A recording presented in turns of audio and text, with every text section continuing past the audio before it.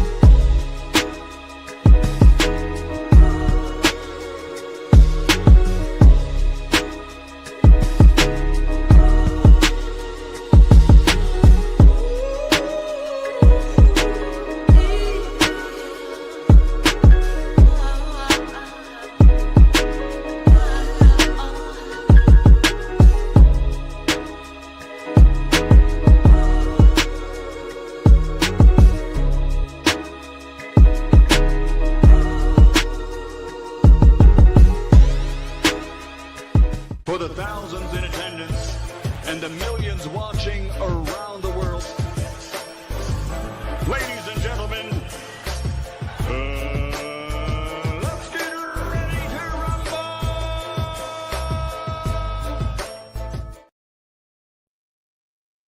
Yeah. What's up, family? This is our boy Coach Malachi in the building, and we back. True Media Podcast. We back up in this BI, man. Happy Friday. You know, a lot of people looking forward to this day. Friday, you get what I'm saying? I mean, you know, back in the day, you know, Friday was, that's back when it was a traditional work, you know, like work Monday through Friday. If you work for the city, you got the option to work on a Saturday. If you work for the garbage company, you know, you work 6 days a week. If you work for the garbage company, 6 days a week, 1 day off, stuff like that. You know, back in the day, Friday was payday. Everybody got paid on Friday, and that's why everybody got, you know, all you jitterballs who ain't got no jobs, you know, y'all don't, you know, you trappers out there, you probably really don't know nothing about that. If you wasn't in the streets, you know, when I was coming up hustling and stuff, you know, people look forward to Friday as well because, you know, that's when everybody got paid. In the crack era I came up in, when all the basers got paid, all the basers of the crackheads, whatever we call them, basers. You know what I mean? Because the free base, but all the bases got paid or whatever. You know what I mean? We knew Friday was going to be booming. It's going to be booming, doggone, on the 1st of the month, the 15th of the month, and then every Friday, of course. You get what I'm saying? So it is what it is, man. Y'all don't, you know, I ain't gonna lie, this shit bringing back memories, boy. If I could go back in time and have the knowledge that I have now, but there's no way that can happen. There's no way that can happen. There's no way that you can go back to any time or any era and keep the knowledge, the evolution, and the skill. I don't want to say skill level or whatever, but the knowledge and the evolution and the advancements of today's society. You can't go back and take that with you. Did you get what I'm saying? And you know, so hey, shout out to Miss Sheila. Sheila, what's going on? Hey, Sound, stand up. Hey, the Ham, you get what I'm saying? Shout out to Miss Black Panther. And this that's the crazy part about it though, Ham. When motherfuckers make these back in the day comparisons and what my fighter would have did and this guy would have did, I'm like, no, if he was there, he would have had to fight or do whatever under that criteria, but he won't have the benefits of having the cryo chamber and the different things that these guys have in today's time. You won't have the benefits of that.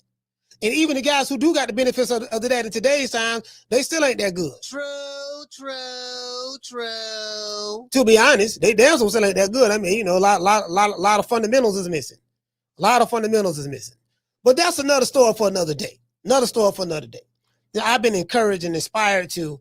I'm finna start my own blog. I'm gonna start doing that ASAP. You know what I mean? I see, you know what I need to do, man. I don't know if y'all know, I love writing. Writing is one of my favorite hobbies. I'm a writer. You know what I mean? I like to write.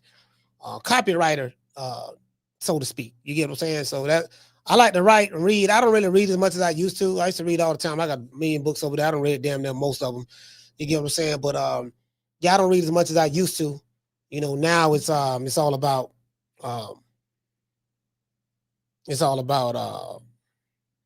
now just internalizing, you know what I mean, the flashulation of the matter in order to transmit the effervescence of the Indonesian proximity, in order to further segregate, to preclude on the issue world domination, will only circumcise, you know what I mean, the revelation of the proximity of Yosemite Sam. You dig? Hey, hey, hell. Hey, hell.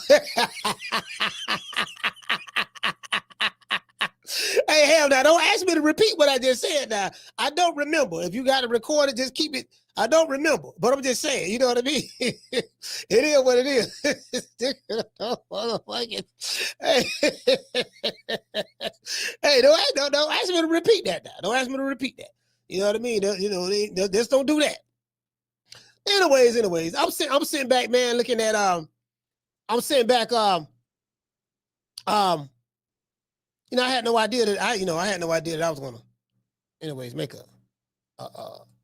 I'm sitting back looking at this video that Laila Ali dropped yesterday, and I'm a big follower. I'm a big follower of Laila Ali. I've been following her for years, and Claressa Shields as well. You know, I don't did several shows over here on Claressa Shields about her backstory, what she been through, and all that stuff there, and yada yada yada. She got the typical, you know, for the most part, you know, what black women have gone through, not just black. You know, I don't want to just say black women because they make it seem like, you know, oh, it's the black women and we're so oppressed and this and that. Nah. Just, you know, she got this typical came up in the hood struggle story. You know, her story is there's nothing unique about it. It's unique to her situation, but there's nothing unique about it from an overall standpoint of, you know, shit, you know, it's not a story that y'all ain't heard before. You know what I mean? Like, shit, I got a story. I can tell you some shit how I came up. And then probably damn near everybody in the chat, whoever came up in the hood or grew up poor, you know, all of our stories are damn near the same. True. But that's neither here nor there. So y'all followed her through the Olympics and stuff like that. I remember Claressa Shields. I remember when she was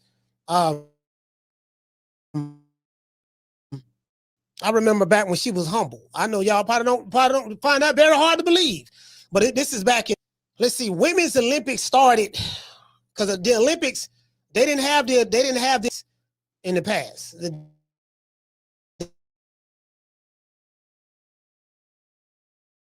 I think women's boxing the Olympics 2012, right? Yeah. So 2012, 2006, 2012. That's when it started. About let me see. Oh, I'm buffering. All right, hold on. I know why I'm buffering.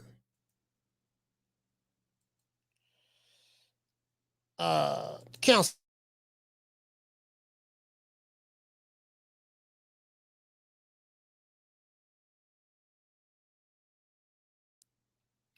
My bad. It's my VPN blocker. Let me see, can I get it back right? Come on. Yeah, my bad. It's my VPN blocker tripping, man. I had to turn it off. So I got to give it some time, see what it's going to do. All right, it's coming back up. My bad. Yeah, you know what? When I do my show, I got to remember to turn off turn the VPN off because I have Surfshark, and that shit right there, that shit, you know how the VPN is. That shit'll have you. It'll show you streaming in Alaska somewhere, then it'll jump to another country, then it'll jump to another country. So you get what I'm saying? That I gotta remember to do that. But anyways, yeah. So anyways, like both women, I'm very familiar with their story, man. From a boxing standpoint, because I don't know these women personally. From a boxing standpoint, you know what I mean. I like both of them. One is old enough to be the other one's mother. What I've noticed is I really don't hear much about Laila Ali anymore. You know, it's been years. You know, she's been married a couple of times. Very classy woman. Very beautiful and attractive woman. She's damn near 50 years old. She'll be 48 in December. And I'm like, man, she killing a lot of these goddamn girls, man, right now. Like, she killing them now. You get what I'm saying? So, but it's a whole lot I want to unpack. One thing about me, I'm not finna cap for nobody. I'm not finna say shit to try to appease one fan base over the other. Claressa Shields got some rabbit ass she got a rabbit fan base.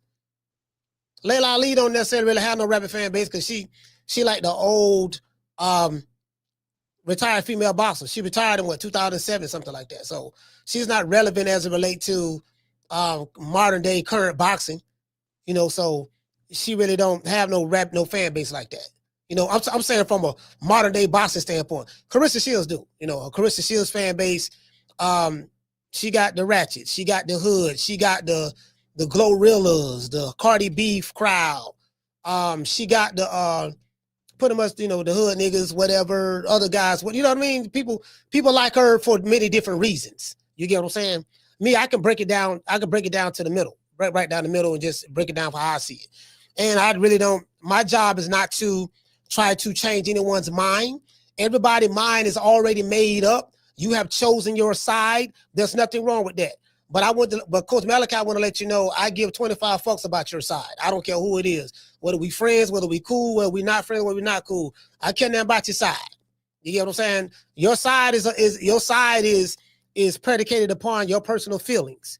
You feel the way you feel, ain't nothing wrong with that. I'm gonna say what the fuck I gotta say, and that's that. You know what I mean? I ain't on your side. I'm looking at it as objectively as possible, and that's how I want to try to do it. You get what I'm saying? And that's that. And then I'm gonna move on to the next subject matter. But anyways, shout out to F Society. What's going on, fam? Shout out to Trey. Shout out to Trey. Shout out to Miss Black Panther. Shout out to somebody, what's the name? Who is this? Cam or DNC 402?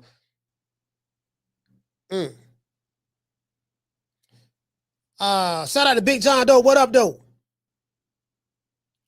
You get what I'm saying? So anyways, shout out to that. Shout out to that. So anyways, anybody, whatever side you on, everybody mind made up. My job, I ain't trying to change your goddamn mind. You're not that important to me to want to try to change your mind. I don't give a fuck who it is. You get what I'm saying? I'm gonna call it the way I see it though. Laila Ali exposes the truth about herself and Claressa Shields with receipts. She dropped receipts. In a recent video, Laila Ali sets the record straight about this ongoing beef that Claressa Shields, according to Laila Ali, created in the media. Now I'm gonna say some shit that's gonna piss a whole lot of motherfuckers off. But what I'm gonna say is it's the truth. Especially when you look up the definition of what that is. What I'm going to say. Let me see what I was at. Okay. According to let me see what I said. Laila Ali said the truth about ongoing beef. All right, created in the media. All right. I'm reading my opening monologue. According to Claressa Shields, Laila Ali has been hating on her because she's more accomplished as a fighter. Now, to me, that was the dumbest shit in the world. Because even though I'm a fan of Claressa Shields, as a fighter, I'm not a fan of her as her attitude. I'm a fan of her as a fighter. I followed her throughout her career. Remember, the Olympics, women's boxing started in the Olympics in 2012. I think Claressa won, she won the gold medal in 2012 and 2016. She did that, right? The first 2 years of eligibility for women's boxing, right? She did that. But according to Claressa Shields, Laila Ali has been hating on her because she's more accomplished fighter. I used to hear Claressa say something like, "Oh man, she mad because I got gold medals. She ain't got no gold medals." Well, they didn't. When Laila Ali was boxing, they didn't have women. They didn't have women's boxing in the Olympics. So that shit don't. You know what I mean? You get what I'm saying? Like, if that's how you feel, she mad at me because you know what I mean? Claressa Shields reminds me, she has that angry black dark-skinned woman attitude. My mother's a dark-skinned woman. You get what I'm saying? Passed away, stuff like that. But my entire family dark-skinned. I think I might be one of the lightest ones in my family, to be honest with you. But, she has that. She definitely has that. But I understand where it come from because I know her backstory. Claressa Shields, you know, she was a boxer. She went through a lot coming up. You know, she wasn't the prettiest girl in the world, but she can fight. Teeth, you know, her teeth was packed all in her mouth, every kind of way, but she can fight. She fought her way up to where she's at right now. Did you get what I'm saying? So I understand. I sympathize with Claressa because I understand. I followed her. I followed both of these women's careers, and I followed Claressa. I know her backstory. So I kind of understand why she the way she is right now to this day. You dig? To this day. I get it. I really do get it. I don't agree with it, but I'm not one of these fans to where, all right, this fighter is above reproach. Again, I don't give a fuck about Claressa Shields' rabid fan base. I don't. Whether it's the men or the women, I really don't give a damn about you. I'm just being honest with you. Because some of these fighters have rabid fan bases. And they just act crazy online. Do you get what I'm saying? I'm here to let you know I'm not on your side. You don't have a friend in me. Just tell it right now. You want to leave, leave. I don't give a fuck. True. Coach Malachi don't give a fuck. I really don't give a damn. I'm good on this side. Anyways, but according to Claressa Shields, Laila Ali is jealous of her success. According to Claressa Shields, Laila Ali is hating on her for everything under the sun. According to Claressa Shields, Laila Ali doesn't want to pass her the torch. Now, this right here, the thing, listen, bro. If you're looking to get a boxing torch passed to you from a woman whose older mother, she's 17 and a half, 18 years older than you. She was born in the 70s. If your mind at 30 years old is, I'm looking for this old heifer to pass me the torch. She don't want to pass me the torch. I'm like, fam, you brag about all these accolades. You brag about I got two gold medals. I did this, I did that. I'm the best ever doing. Yada yada yada yada. If you already better than everybody who ever came before you, what torch are you looking to be passed to you? It would appear to me that you took the torch, if there ever was a torch. So that ain't never make no goddamn sense to me. But I digress. I'm just saying me. You get what I'm saying? Now I've been holding my peace on Claressa Shields for a while. And I met Claressa Shields. I met her in Omaha, Nebraska. I met her at Terrence Crawford's grandmother's house. Met her at Terrence Crawford's house. Met her at the parade. Met her at the after party the night that we got pulled by the police. I met her. I didn't introduce, let me take that back. Meeting someone is officially, I guess, greeting each other. Like I met Amari Hardwick. We greeted each other. We spoke. I love that brother. I never met Claressa Shields. I was in her vicinity. I was around her and Andre Ward. I met Andre Ward. Me and Andre Ward talked. I never said a word to her. You get what I'm saying? Never said a word to her. So let me rephrase that. Love her talent, never said a word to her. You get what I'm saying? Because I can separate what I love about her from a talent standpoint from a personality standpoint. Because me personally, I think she has the same trait that Donald Trump has, Floyd Mayweather has, Dame Dash has. And she has what I like to call, she has a narcissistic personality disorder. That's what she has. Just on my personal observation. You get what I'm saying? And I'm going to break down to y'all what that means. I followed both Laila Ali and Claressa Shields' careers. Laila is one of the most Now, a lot of men, a lot of men don't watch women's boxing. They didn't have a lot of talent back then in the 90s when they had Laila Ali, Ann Wolfe, Christy Martin. They didn't have a lot of talented women back then. They don't have a lot of talented women now. True. You got most of the talent is at the smaller weight classes. You got the beautiful Alicia Baumgartner. I love Alicia Baumgartner. You get what I'm saying? I love Alicia Baumgartner. Michaela Mayer, I met Michaela Mayer. Me and her had a long conversation in Virginia. She's one of the nicest people you ever want to meet. One of the nicest people you ever want to meet. Michaela Mayer, very humble. You see what I'm saying? You got what's my girl Katie Taylor over there? You got Katie Taylor over there from Ireland. I like to call her thick neck. She got a wide neck like a pit bull. You got the lovely Amanda Serrano. Her sister used to box as well. But Amanda Serrano. So I don't know a whole lot of Savannah Marshall, you know what I mean?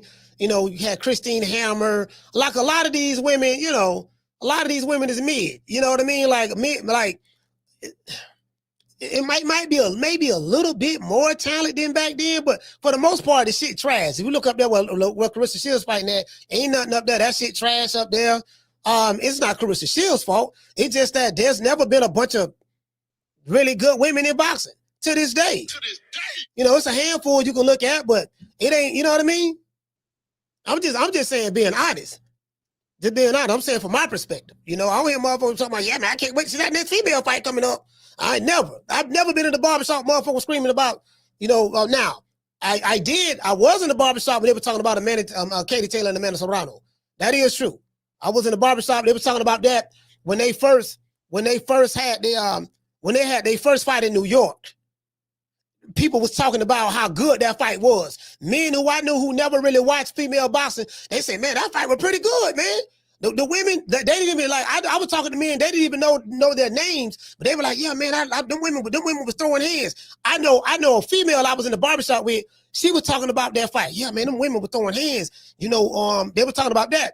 So when they had the Jake Paul and Mike Tyson fight, and it was said that Katie Taylor and Amanda Serrano was going to be on the undercard, a lot of people I know who watched them fight in New York was excited about that because they were like, yeah, man, I remember them women from New York. Do you get what I'm saying? Like, for real, though. To this day. For real, though. For real. You get what I'm saying? So, but Laila Ali is one of the most beautiful women on the planet. And she's 47. She'll be 48 in December. 47 years old. She turned 48, I think December 30th. She's a December Capricorn. You get what I'm saying? Laila Ali is old enough to be Claressa Shields' mother.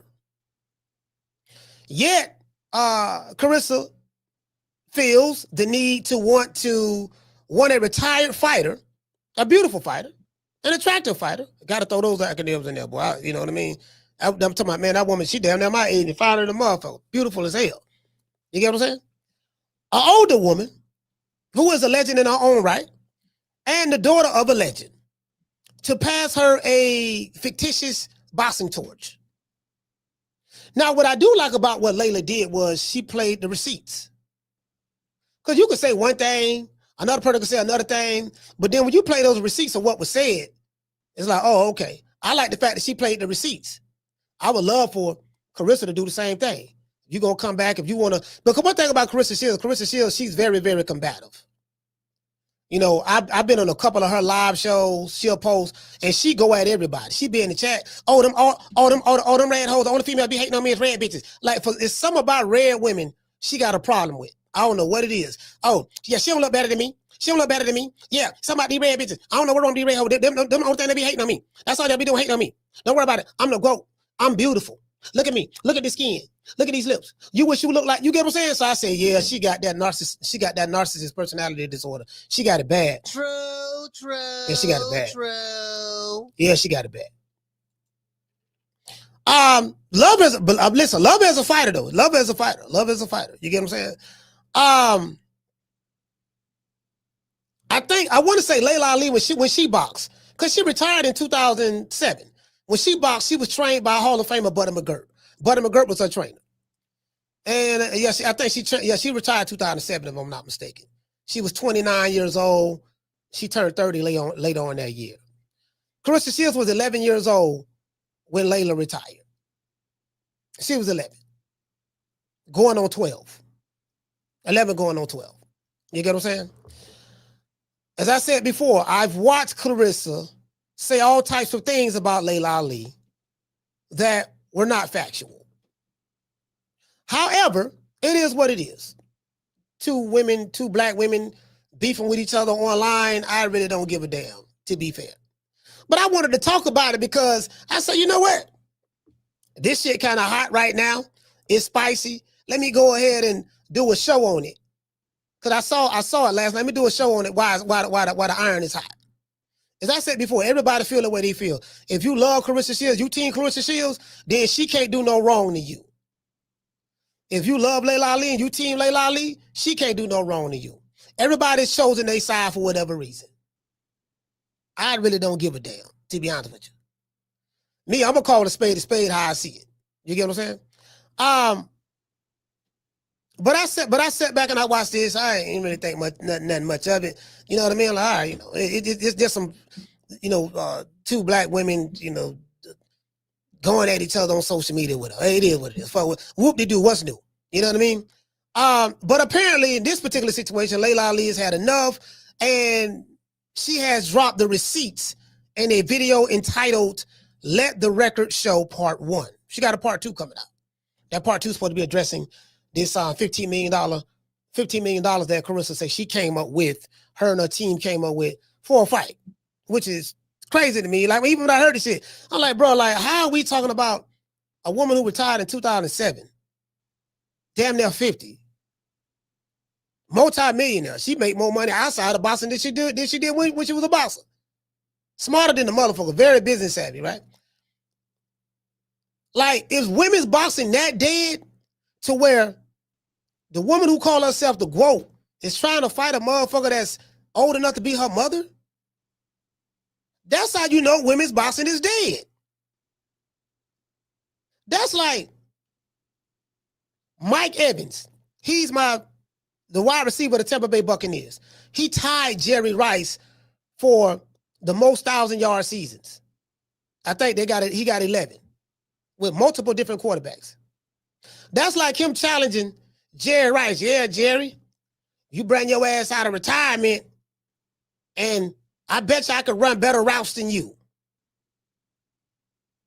If Baker Mayfield throw you the ball and he throw me the ball, I bet you I catch more passes than you and run a better dig route in the skinny post route and do this better than you. I was like, that's crazy. You got motherfuckers right now that's boxing with you. So, I mean, that's how I look at it. You get what I'm saying? I mean, she might hear this and get mad. I really don't give a damn, be honest with you, know what I mean? But it is what it is. To me, that was crazy. So I ain't never really say nothing about that shit.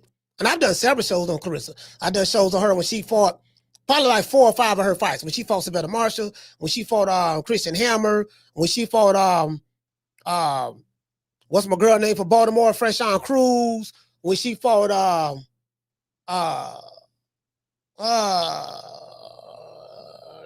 think Hannah Gabriel. I think the girl that knocked her down, Hannah Gabriel. Who else? I want to say like 5 fights. I want to say like 5 fights. You know what I mean? Probably about 5. Probably about 5 fights. Yeah, probably about 5 fights, something like that. You get what I'm saying? So, but it is what it is. Now, there's a word that I like to use over here called projection. Projection is when somebody projects onto you how they really feeling. Like a person may say, man, I don't like Schoolo because he's a hater. But I'm really the hater. I'm the one that's always hating on everybody, got something to say about everybody, but I'm projecting that Schoolo is a hater. But I'm projecting what I am onto him. She does a lot of that. Projection, right? I really don't hear much about Laila Ali. Like, I don't even know why, you know what I mean? I don't hear that. I don't see her on TV. She off living her life, whatever she doing. You get what I'm saying? So I really don't hear nothing about her. I hear a lot more about Claressa because Carissa's beefing with everybody. She's beefing with Remy Ma, beefing with Layla, beefing with Savannah, beefing with Shadeja, beefing with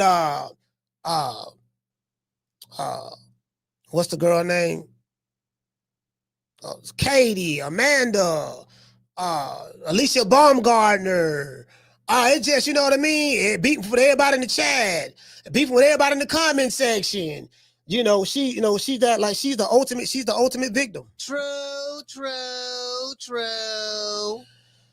So in my opinion, Claressa Shields suffer from narcissistic personality disorder. It's a personality disorder characterized by an exaggerated sense of self-importance, a need for admiration, and a lack of empathy for other people. When I see her, that's what I see. You know what I mean? Exaggerated sense of self-importance. When you see Donald Trump, that's what you see. When you see Floyd Mayweather, that's what you see. Like I said before, I'm better than all those guys. Yeah, and why y'all talking about them? You should be talking about me. Me. Yeah, he's all right. Yeah, I would have did this, I would have did that. Yeah, it's the same shit. She the same. Dame Dash, same thing. I see the same thing in Dame Dash. Yeah, this motherfucker here, boy. Motherfucker here got it bad. I like Dame Dash, but I'm like, you know what I mean? He got it bad. He got it bad. Floyd got it bad. You get what I'm saying? Carissa got it bad. Bad. You get what I'm saying? So, but that's what that means. A personality disorder. Mama Holyfield got that, suffer from that, in my opinion. Personality disorder is characterized by an exaggerated sense of self-importance, a need for admiration and attention, and a lack of empathy for other people. She also shows traits of colorism discrimination, which is a form of discrimination based on the shade of a person's skin tone. You get what I'm saying? Carissa often speaks on how light-skinned girls always hate on her. I sat back and watched a whole live show on her YouTube channel, and when she go live on Instagram, and that's all she talk about. Yeah, these light-skinned girls jealous of me. Yeah, these light-skinned hoes, they can't whoop me. Yeah, these light-skinned hoes, they just mad because I'm dark-skinned and beautiful. Oh, these light-skinned hoes, you know what I mean? I got my natural hair. Oh, you get what I'm saying? Like I just seen her go on a light-skinned hoes rant. True. Popping her neck. You know how them black women be popping their neck? Popping her neck like this here. I'm like, yeah. I'm like, oh, God damn. You get what I'm saying? But the crazy part about it is this. She does the exact same thing to light-skinned girls that she accuses them of doing. And that's hating. She does the exact same thing that she accusing other people of doing. And her rabid-ass fan base don't even see it. Because they don't want to see it. You get what I'm saying? But it is as though she has a problem with light-skinned, beautiful women. Alicia Baumgartner, Laila Ali, it's just whoever it may be. She got a problem with everybody. You get what I'm saying? She's never wrong. She ain't never done nothing wrong. She's always a victim in the situation. She's always right. You get what I'm saying? It's like, okay, goddamn. I mean, enough is enough. Same shit with Floyd Mayweather, same shit with Donald Trump, same shit with Dame Dash, and the list goes on and on and on. People who suffer from that narcissistic personality disorder, like that shit, you can't. There's no reasoning with no one like that. No reasoning with them. Just you just gotta say what you're gonna say and keep it pushing. You get what I'm saying? But I want to look at this interview, look at the video. I'm hoping that Carissa come back with something else, come back with it. I like the receipts that Layla dropped. It is what it is. As I said before, I'm not here to change anyone's mind. I really don't give a damn what you think about the situation. Whether you male, female, black, white, I really don't give a damn. My mind made up. I ain't trying to change your mind, and my mind already made up. You know what I mean? So it is what it is from that standpoint. But I got to call a spade, though. I got to call a spade. You get what I'm saying? I have to. So far as I'm concerned, both of these women just going back and forth online on videos, that's what it is. Laila Ali made some valid points and she came with receipts. So I do see a lot of contradictions going on Carissa's side. Hopefully Claressa will come back and bam. You get what I'm saying? But until then, it is what it is. The receipts speak for themselves. And what I like about what Laila did in this, you know, she did something that I like to do. When you come with receipts, you play the individual. You let the individual who you come up with receipts on, you play what they said out of their mouth. No, this is what you said right here. This is what you said right here on this day, on this interview. This is you said right there on this day, on that interview. This is you said right here on that day, on this interview. You get what I'm saying? No, this is what you said. What you're saying now, you say the total opposite then. You get what I'm saying? So I like that. I like that. That's how you do it. That's how you do it. You get what I'm saying? Anyways, today's show is sponsored by the one and only Foster's Barbershop. If you want to see the temple, download the app Booksy. That's BOOKSY. Look up Foster's Barbershop. Foster's Barbershop is located at 1923 West Main Street, West Tampa, Florida, 33607. Let them know that Coach Malachi sent you, and you will receive a 10% discount. You can also rent.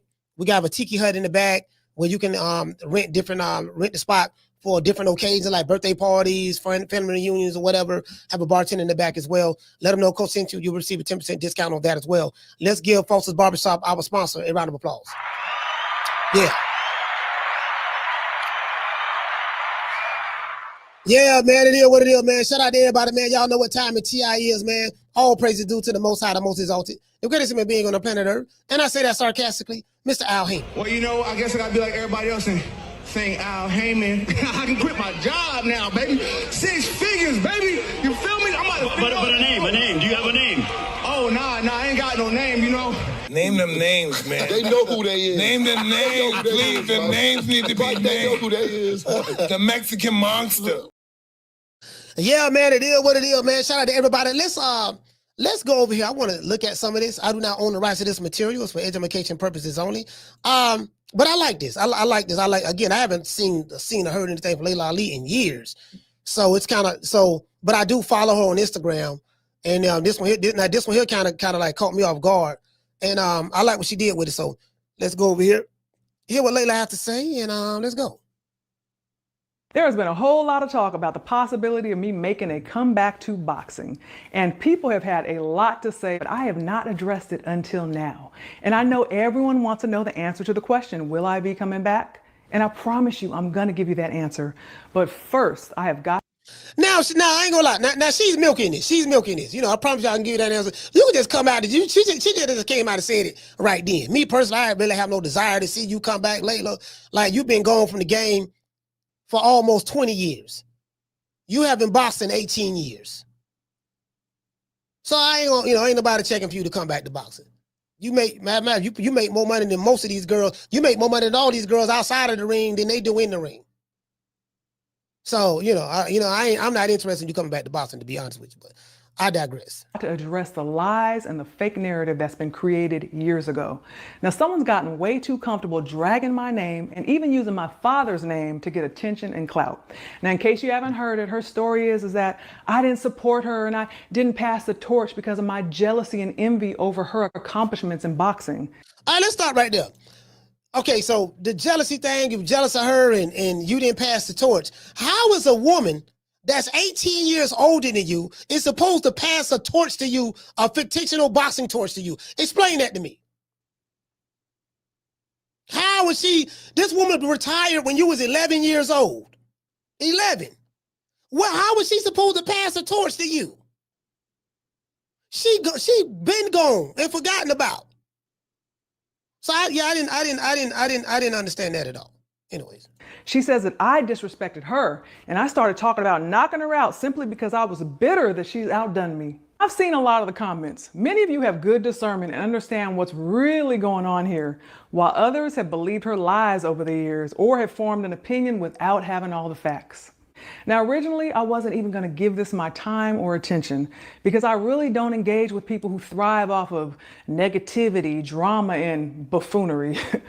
But I'm not about to let someone with bad character continue running freely, dragging my name without accountability. That's not going to happen. Come on now, listen. Laila Ali is just Muhammad Ali's daughter. And no, come on, we ain't going to do that. No, that is right. Come on, Laila can rumble, though. And Wolf would have knocked Laila Ali out. You know, she would have knocked. So now this is the thing.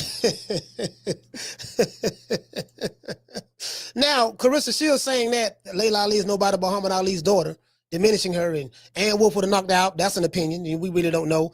They didn't fight each other, whatever the case may be. But you know, that right there is if somebody said that about Claressa Shields, then Claressa Shields' army will come out and say, oh, they hate no Claressa Shields, but they're not gonna call her out for hate. They're not gonna do that. I don't expect them to. Let's continue. Laila, oh, so pretty ass out. So this right here is the consequence. Now, I have been busy working on other projects that required all of my time and focus, which is why I'm just now saying something. But honey, I have made the time to address this. So today, the bad guy ain't getting away. Now let's hit rewind, because we really need to see what's happened over the years, what got us here. Now, I'm not about to do the whole he say, she say thing, so let me show you some receipts. I first met her in 2012 when she was invited on stage to stand next to me when I gave my father his Liberty Medal. At some point, she reached out, started asking me for advice, wanted to know if she should go to the Olympics the second time or go pro. She would also call me and let me know when she was fighting. Now, at the time, I was one of the hosts of We Need to Talk, an all-female. I remember this shit right here. We need to talk. I remember this. I remember that. I wasn't really crazy about this show like that. I mean, I ain't gonna lie. I only watched the show because of the sisters, to be honest with you. I ain't even care about the other one. But the sisters, Laila Ali was on there. You know what I'm saying? Doggone. What's my girl name? One of my favorite WNBA players, man. Lisa Leslie. Yeah, man. I remember this show, but. Male sports commentary show that still airs on CBS. I asked the producers if we could do a story on her. They agreed. So I got on a plane, flew to Colorado, and did a full sit-down interview with her. Now, this is just a shortened version of the 6-minute piece that aired on CBS in 2016. See, as I said before, again, I understand Claressa Shields' plight. Y'all got to understand, like, Claressa Shields have been through a lot. She was always called ugly growing up. You know what I mean? Like, so she was always verbally beat down, I'm talking about just around people in her city or whatever. I don't know. You know what I mean? Whatever. So, she has so I understand that narcissistic personality disorder. I understand the root of it. That's why I really don't give her a hard time on it, because I understand where it's coming from. It doesn't make it right, but I understand where it's coming from. You get what I'm saying? So hold on, let me get to some of these super chats. Shout out to our Mike. Okay. Dropping a half a dub. He said, I would give more, but I got a 3-figure net worth.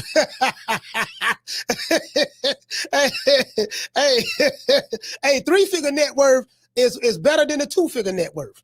Shout out to Donald Banks. Okay. Dropping out $2 super chat. He said Claressa is the female Floyd, and that's a fact. Yeah, I don't know what you mean by that, but do you mean from a personality standpoint or a boxing standpoint? Shout out to Donald Banks. Okay. Dropping out $2 super chat. He say they said Laila ugly and she looks better. They said Laila ugly and that she looks better. Okay, all right. I guess I'm reading that right. Shout out to Black Man Rising. Okay. Dropping out $2 super chat. He said Claressa started the beef due to envy and colorism, in my opinion. Okay. Shout out to Derek. Okay. Dropping that quarter of a dub. He said either Laila baited Claressa in the Breakfast Club interview, or she didn't fathom the amount of smoke Claressa would bring to her after that comment. Yeah, to be honest with you, fam, I really don't even look at this as smoke. This is just some catty, you get what I'm saying, Derek? This is like just some catty shit that's, Claressa Shields brings smoke to everybody. She'll bring smoke to me, you, whoever. If you don't praise her enough or give her the amount of compliments that she want, that's gonna be smoke. So, that's just how she is, bro. Shout out to DNC. Okay.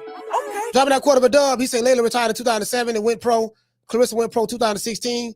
You can't even possibly pass the torch almost 10 years after retirement. Yeah, I mean, that's crazy. Like, yeah, how do you pass a torch? That doesn't make sense. Down from the bar, there's a platform stage. People pimping, sharp as razor blades. Yeah, I ain't never got that. Yeah, man. Doggone. Yeah, man, nigga. Jerry Rice ain't passed the torch to me. You dig? 21-year-old Claressa Shields is as confident as her right hand is powerful. Soon, Claressa will be heading to Rio for the Olympics to try and do something that has never been done before. I sat down to talk with her about changing history and being a positive spark for her hometown. So what she's showing is, she's showing, look, I've always praised this girl coming up. And she's showing the chronological order, what happened up to this point. Like, it even brought back some memories with me, because some of the stuff I had forgot about, to be fair. I'm like, oh, damn, I remember that. Oh, so I remember when she was on the Breakfast Club. Yeah, okay, oh, I remember this. Oh, I remember when right before Muhammad Ali died, he got the Freedom Award, and Claressa was on stage. You get what I'm saying? I remember that. So she brought back so many memories, because I kind of like, a lot of this shit I've forgotten about, to be honest with you. You know, so anyways. You should have heard the story by now. The one about a kid from Flint, Michigan, who has gone toe-to-toe with adversity and stands undefeated. But I'll always go back to Flint and help. I know that when I was fighting, any of my struggles that I had to overcome, or anything that I was upset about, whether it be something personal or something going on in the world, I would use that anger, you know. So this is way back when it was on better terms. So I don't know what point in time was Laila like, I really don't see nothing that Claressa has that Laila would want to hate about, or maybe vice versa. Either side, to be honest with you. You know what I mean? But yeah, I had forgot all about this until she showed it. And take it into the ring with me and channel that energy into the ring. Have you ever done that? I did that a lot. You know, I was going through stuff back at home, but I would have a boxing match and I would take out everything I was going through on the girl, and that kind of helped me, because after I boxed, that was my ultimate high, and I felt like my life was perfect for at least 2 weeks. So Claressa's father, a former underground fighter, was passionate about boxing. So what had me laughing was this. Claressa say, Laila Ali ain't nobody but Muhammad Ali's daughter.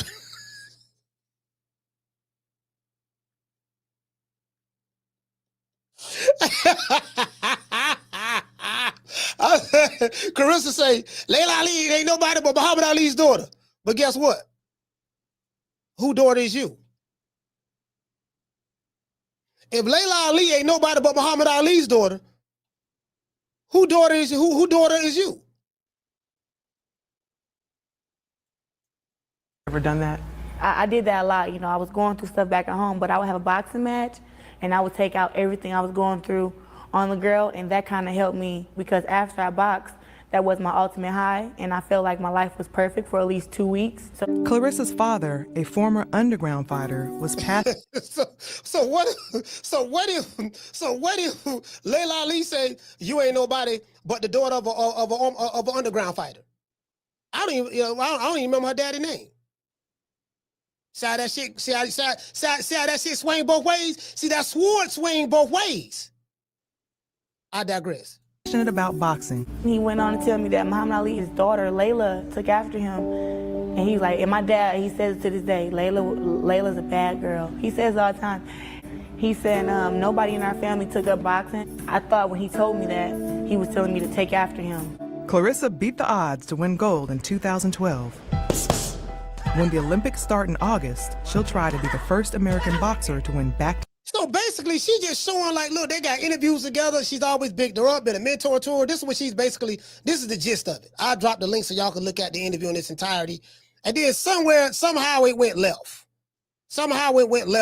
I think the interview that Laila Ali did, they was asking about coming back and all that stuff there. And she said that there's nobody that's worth her coming back for. Some people took that as a shot against Claressa, and Claressa took that, and it's been on and popping ever since. You get what I'm saying? So she just totally ignored and negated. Like, look, man, I got a good relationship with them. I'm gonna show y'all how I do things.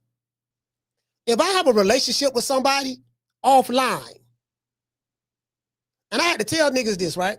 Dude, if I got your phone number, if there's any issues or any questions that you may have about something that I said or something that you may took the wrong way when your name was not even mentioned in this, I said, you got my number, you can call me.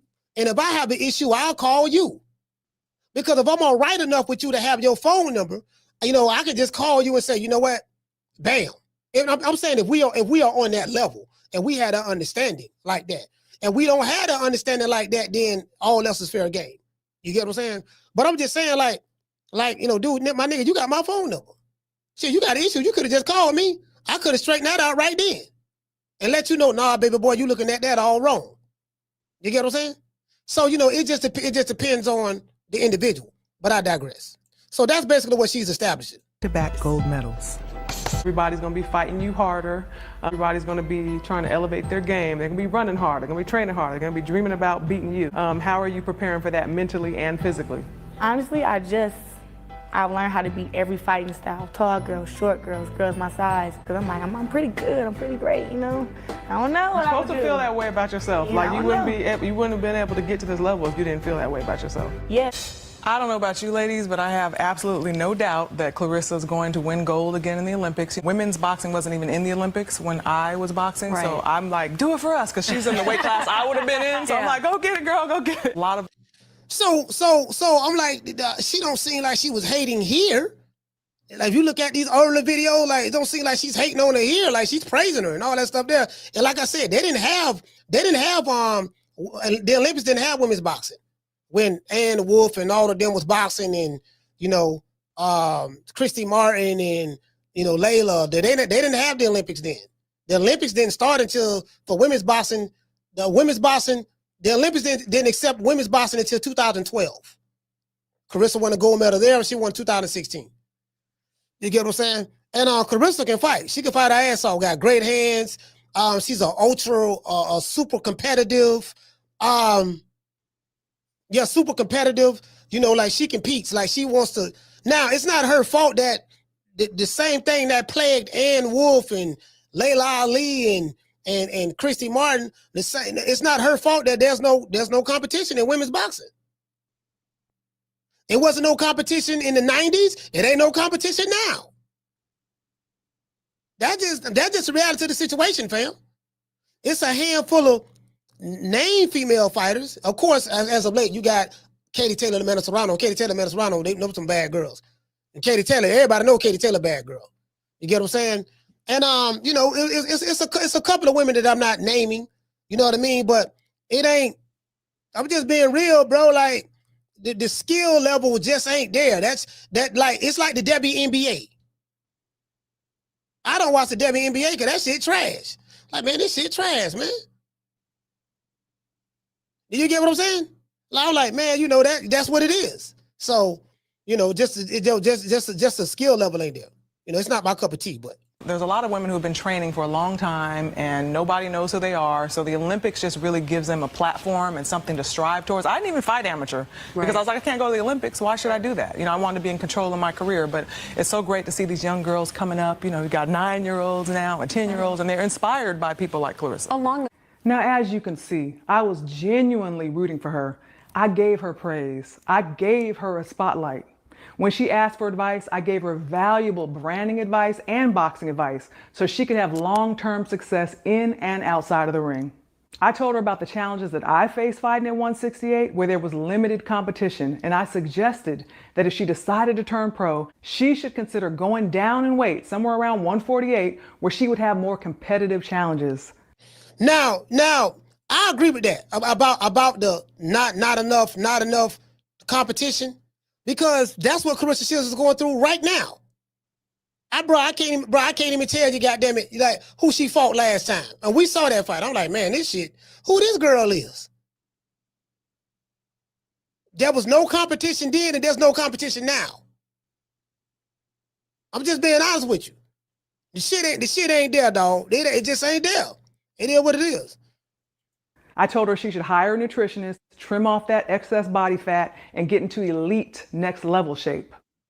I pointed her in the right direction, and I had high hopes for her. Whether she decided to turn pro or not, I felt like her future was bright if she played her cards right. But of course, at the time, I was not aware of her divisive, vindictive, and malicious nature. And I know those are strong words, but they actually fit. This girl has created a pattern. It's been directed towards many people time and time again. So they're showing all the women that she don't have issues with. She say still don't know. Here go. I remember this. I remember this tweet. She say still don't know how I didn't win the Sportswoman of the Year for the BET Awards. But congrats to Angel Reese and all the other nominees. I just thought accolades matter. See, this is the me syndrome. This is the personality disorder syndrome kicking in. Because it's always going to be about them. You know, she congratulated Angel Reese after acknowledging that that I got snubbed for the award. I don't know why he win the award. Why y'all gave it to Angel Reese? What about my accolades? Me. That's that personality. That's that narcissistic personality disorder kicks in. That's that, like, from a mentality, from a personality standpoint, her and Floyd Mayweather are just alike. Yeah, and like literally. You get what I'm saying? They get offense to anything, and anything is a slight. Everything is a slight to them. Yeah, man, these motherfuckers, the BET ain't get me the goddamn award. Why I ain't get the award? I feel like I should have got it. You supposed to feel like you should have got it, fam. If it's up to you, you gonna win every award. But the people who voted differently. And she took it as though it was an attack against her. These motherfuckers hating on me. They just want to get to me because I'm great. And like she just create this shit in her head. All right, they didn't pick you. They picked Angel Reese. It ain't no conspiracy against you. Oh, you got hate on me because I'm beautiful and this and because I got gold medals and you get what I'm saying? Like, bro, it's because I'm dating Papoose. You mad at me because I got Papoose, the illest rapper in the game. And I'm like, nah, he not the illest. I promise you that. I can't tell you one Papoose song. Now, before we started our interview in Colorado, she said to me, "You're the name people say when it comes to women's boxing. You're the face they know. I want that to be me." Now, looking back after everything that's unfolded, it seems pretty calculated now. Like she was waiting for the right moment, the right excuse to finally do what she'd already made up her mind to do. I mean, that's how it feels now. She told me she saw me as the face of women's boxing, and she told me that she wanted my spot. And she's been on a mission to ruin my reputation ever since, simply because she heard me make a comment that was not about her and she took it personal. Fast forward to 2000. Well, I'm going to say this. Laila Ali can't be the face of women's boxing now. She doesn't box anymore. She retired in 2007. So, I don't know who y'all would say would be the face of women's boxing.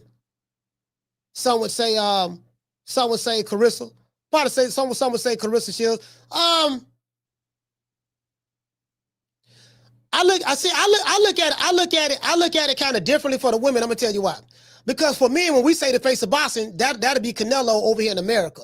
And the face of boxing come with what? It come with being the biggest draw. It come with being selling out hotels, selling out arenas, selling out football stadiums. So there's levels.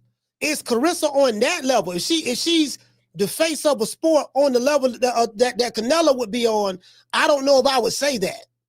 I don't know if I can say that. I don't know if Alicia Baumgartner or Katie Taylor or Amanda Serrano, like I can't really say they the face. Do you get what I'm saying? And then from women's, what does that encompass? When you think of women's boxing, you think of Claressa Shields. If that's the first person that come to your head, then probably, yeah, I would probably say, yeah, she the face of it. Because if Claressa Shields is the first name that you think of, and that's an overall consensus that the majority of the people think of, then yeah, I would say that. I would say she the face. So Laila Ali can't be the face right now. Then when Claressa Shields retire, it'll be somebody else or whoever. You get what I'm saying? But I digress. 2018, I was promoting my cookbook, Food for Life, and went on The Breakfast Club, a national show with millions of listeners. I did a 36-minute interview, and when the topic of boxing came up, I actually mentioned her and made positive comments. Then much later into the interview, I was asked about the possibility of a comeback. Would you ever get back in the ring just for fun?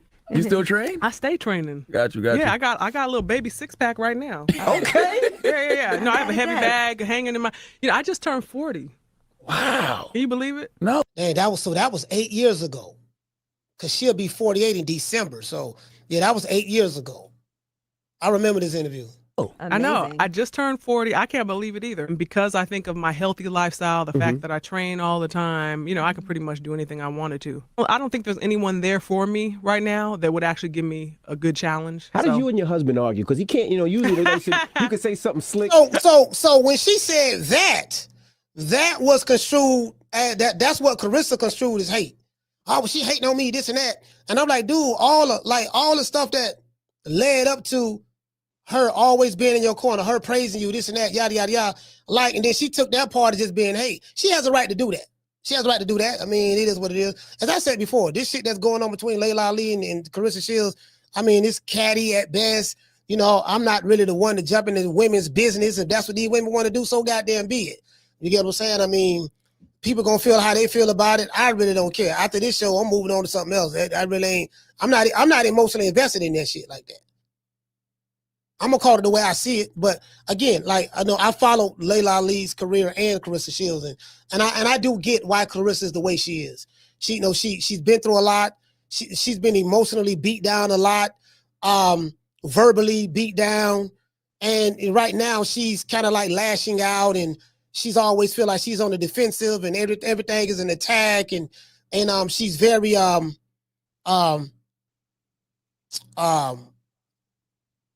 what's the word I'm looking for? She, you know, I forgot. It's a word I'm looking for, but like you know, she gets offended there. Everything's offend her. Like you can come up to Claressa and say, "Hey, Claressa, how you doing? You know what I mean? You look so beautiful today." Okay, thank you. And then she be like, "Yeah, that bitch came up to me talking about I look so beautiful. She don't really mean that shit. Cause I can tell the way she said it, she don't really mean it." Like you get what I'm saying? I'm like, damn, she said you were beautiful. Like, yeah, but you gotta understand. She said it, but she didn't say it with her chest with conviction. She's supposed to say like, yeah, you get what I'm saying? Like I was, bro. And I'm like, damn, I was trying to figure out like what the fuck wrong with her? Why she like that? Then I had to remember. I said, man, I remember how she came up, man. She wasn't the most beautiful. They talked bad about her. Her teeth packed in her mouth and all that stuff there. And so she got a huge chip on her shoulder, and it developed that narcissistic personality disorder where everything is about me, and you know it's about me, and I told y'all narcissistic personality disorder is characterized by an exaggerated sense of self-importance, a need for admiration and lack of empathy for other people. I think that fits her to a T. It fits this guy as well. But when you are put in a certain position, he should be he's able to, like me. You know, when I was in a position, I can pick and choose who I want to, because I earned that right. You know, it's like Floyd. Like Floyd, anytime you mention Canelo's name around Floyd, what Floyd do? Oh, Canelo ain't shit. He ain't shit. You know, I was damn near 40 years old when I beat him. I schooled him. He ain't shit. That was one of my easiest fights. You know, I made the most money in boxing. Canelo ain't all that. You know, when I had the sport, you know, I was able to do this and do that. Canelo, he's walking in my shadow. Like you can't mention no other fighter around Floyd to where he's not going to take it and turn it on himself. That's Claressa Shields. That's Donald Trump. That's Dame Dash. That's anybody that you may deem as a narcissist that had that disorder. All of them act the same way. All of them act the same way. Somebody can be drowning in the ocean, and somebody else can jump in the ocean. The lifeguard can jump in there and save that person from drowning. Give that person mouth to mouth, bring them back to life. Oh, that ain't shit. Yeah. I mean, why ain't nobody crowd around him? Yeah. He came out the mouth. He saved him. He jumped in the ocean. But I could have did that too. You know what I mean? Don't you know I beat Manny Pacquiao? I beat Manny Pacquiao, and they still try to take credit for me. I beat Miguel Cotto. You know, I beat Chop Corley. I beat Zab. You know, I beat Conor McGregor. I beat Sugar Shane Mosley. You know, why y'all talking about the lifeguard? Because he saved that person's life. What about me? What about me? What about what I did? Don't you know I just bought a $21 million Rollie? Like that's what that is. We gotta always bring that attention back. But I get it. I do get it. I get it. I understand. I do get it. So I kind of like sympathize with her, to be fair. But let me drop these phone lines, man. It's a long video. Y'all can check it out. Matter of fact, let me drop it right now. Drop it in a link right now. Shit. So y'all can, if you haven't seen it, it's a good video. I like it. I do want to see part 2. Again, as I said before, I'm a fan of both of these ladies. You know, I follow both of them. I love Laila Ali, love Claressa Shields. Claressa she's just who she is. She's the angry black woman on the block she won't smoke with everybody. She beefing with everybody. Everybody. I don't know how many female boxers she beefing with right now online. She beefing with Instagram models. She beefing with rappers. She beefing with producers. She beefing with you know, just anybody, promote anybody. Whoever it is, she beefing with them. You get what I'm saying? So I mean, that's just what it is, and that's just who she is as a person. You want to talk some shit? Call me. Start some shit, bitch. Sup, fool? You gonna talk shit about me, homie? Where you from? Hundreds of niggas is waiting for your motherfucking call, and they all talking shit about you right now. Call the coach at 530-494-9636. We waiting on your bitch ass. Caller, what's your name? Where you calling from? What's up, Coach? This Killer Cam out of Omaha, man. Man, Cam, talk to me. One love to you, man. I ain't gonna hold you. This looks like, and this sounds, I know it's crazy, but this sounds like this might be a Michigan thing, where a lot of cats will take situations and flip it back on themselves.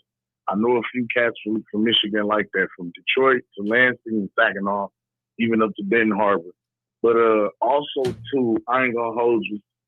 I don't see where Claressa would take anything that Laila said as a sign of disrespect when the woman was literally almost 10 years retired from the game before Claressa had even ever decided to go pro. Like, Laila left in 2007, Claressa didn't come in until 2016. That's 9 years out the game. How can you pass the torch in that amount of time? That don't even make sense. You know what I mean? And then when they actually asked, and they were talking to Laila on the Breakfast Club interview, she said while she was fighting, and this was just to kind of highlight what she went through during her time as a professional fighter, why she ended up retiring, saying that she didn't feel like she was hungry, she wasn't being challenged, and there wasn't anybody left out there for her, so she left the game. You know what I mean? So for Claressa to come out and make it seem as though he's taking a shot at her, it's like, shorty, she been gone 10 plus years, man. Fall back. And we all know this, as a fighter, you're supposed to feel like you're the best in the world and can't nobody whoop you. Hell, we see Sugar Ray Robinson and Tommy Hearns go at each other all the time. They damn near 60, 70 years old, talking about who will still whoop who. You feel me? So, you know, you can't take another So you say Sugar Ray, you mean Sugar Ray Leonard. Sugar Ray Leonard, I said Robinson. Yeah, I misspoke. But yeah, you see them go, you know what I mean? Like, these guys go back and forth all the time. You're supposed to feel like that's a sign of confidence. You know what I mean? Even when you retire, you still walk around like, yeah, I whoop a lot of these guys out here. I don't care how young you look, you ain't got no technique, boy, I knock you out. She said she'll beat Keith Thurman. I whoop a lot of these men in there. I whoop these men. Like, she beefing with Keith Thurman. She beefing with Tane. She beefing with Laila. Beefing with Remy Ma. Beefing with all the light-skinned chicks. She beefing with Alicia Baumgartner. Franchise Cruz. I'm like, man, she beefing with everybody. Everybody's against her. Don't forget, she hate Michaela Mayer gut. She hate Michaela Mayer and Katie Taylor gut. She hate Michaela Mayer. I thought Claressa Michaela Mayer was all right. It was cool, but listen, anybody that's not her, when you mention their name, it's fuck them. Yeah. Like, even when they shake hands and say they cool, like, yeah, we cool. But if I ask you, man, what's up with you, man? Fuck that girl. She can't hold me. You know I'm the greatest. I'm the GOAT. I'm the best that ever did it. You know what I'm saying? You know my biggest fight. You know I did more numbers than everybody. I'm the heavyweight undisputed champion of the world. Even though Laila told me to go down to 147 and fight everybody from 147 on up, I decided not to do it. Now I ain't got nobody to fight. So I want to fight the men. I want to fight the media. I want to fight my mama. I want to fight Coach. I want to fight everybody. She's just scared. All right, shout out to Cam. Omaha, stand up. Salute, fam.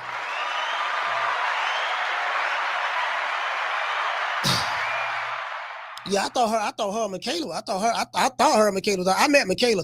Michaela's with us. A real nice. She's real nice, bro. Like, very approachable, man. Her, caller, what's your name? You called from? Martin from Oakland. Martin from Oakland. Talk to me. Yeah, Coach. I don't get Claressa.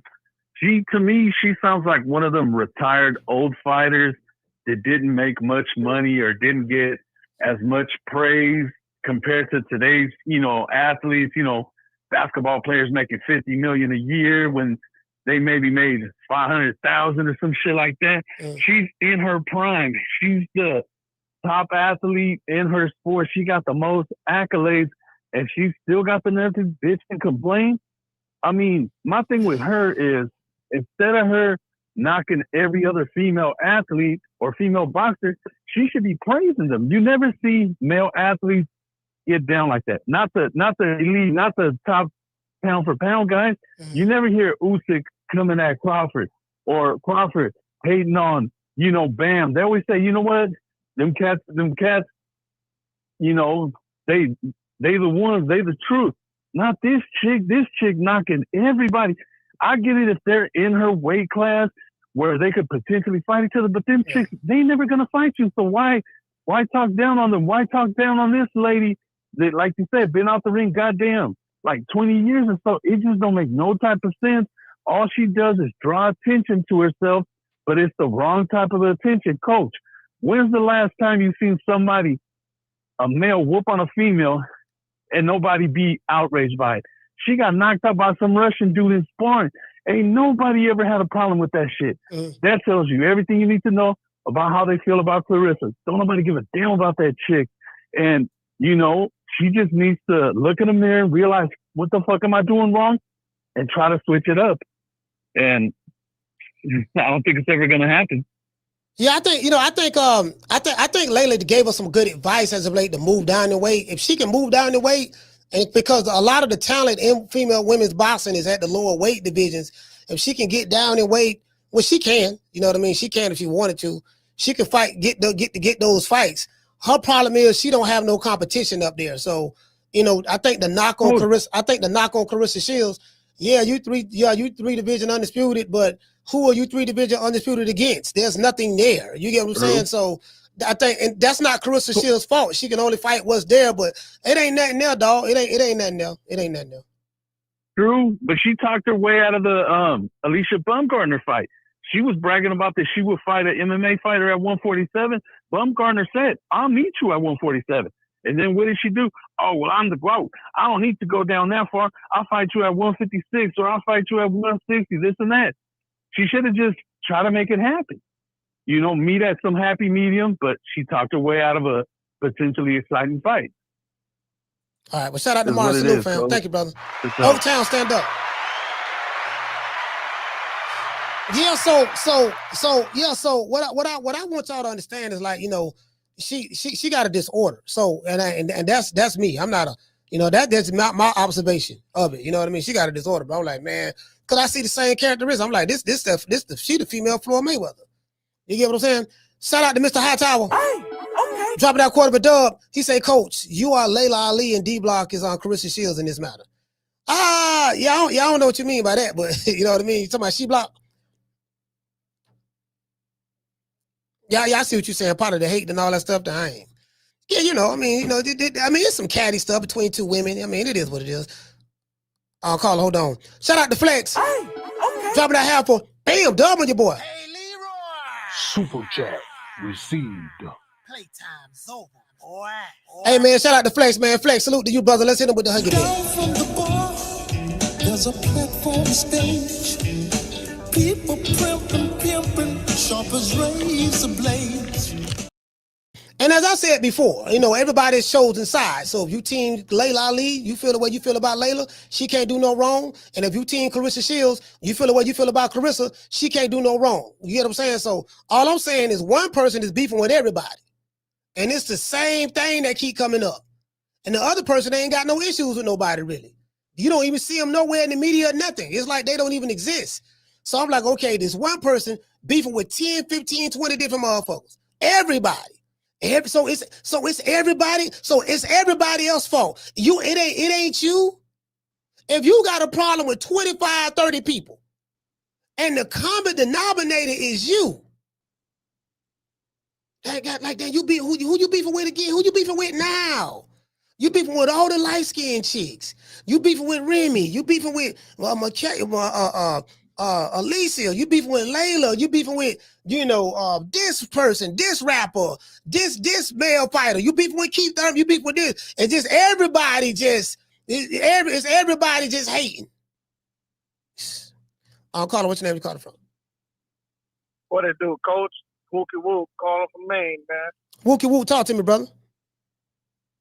Man, I'm glad I was able to get on, man. Shit. Martin ass pissed me off, man. I was try to tell that nigga to shut up. Anybody talking about Claressa, bro, I'm telling they to shut up. I don't want to hear none of that shit. I'm glad I got in early because somebody got to come in there, motherfucker, represent the vote. You feel me? Shit, man. Listen, I think I'm a little biased though, Coach, because I'm one of them niggas that I like that shit. I'm a toxic nigga, so I like that. I like a woman that's gonna pop off. You know what I'm saying? Like it showed me signs that when shit get real, shit. My old lady see it. She gonna do what it do too. She ain't gonna be one of them call the police ass. You know what I'm talking about? So shit, I got a little special heart a little special place in my heart for Claressa. And I just think I think all these niggas that don't like Claressa, I think y'all niggas need to be a little bit more open minded and shit. That's what I think, Coach.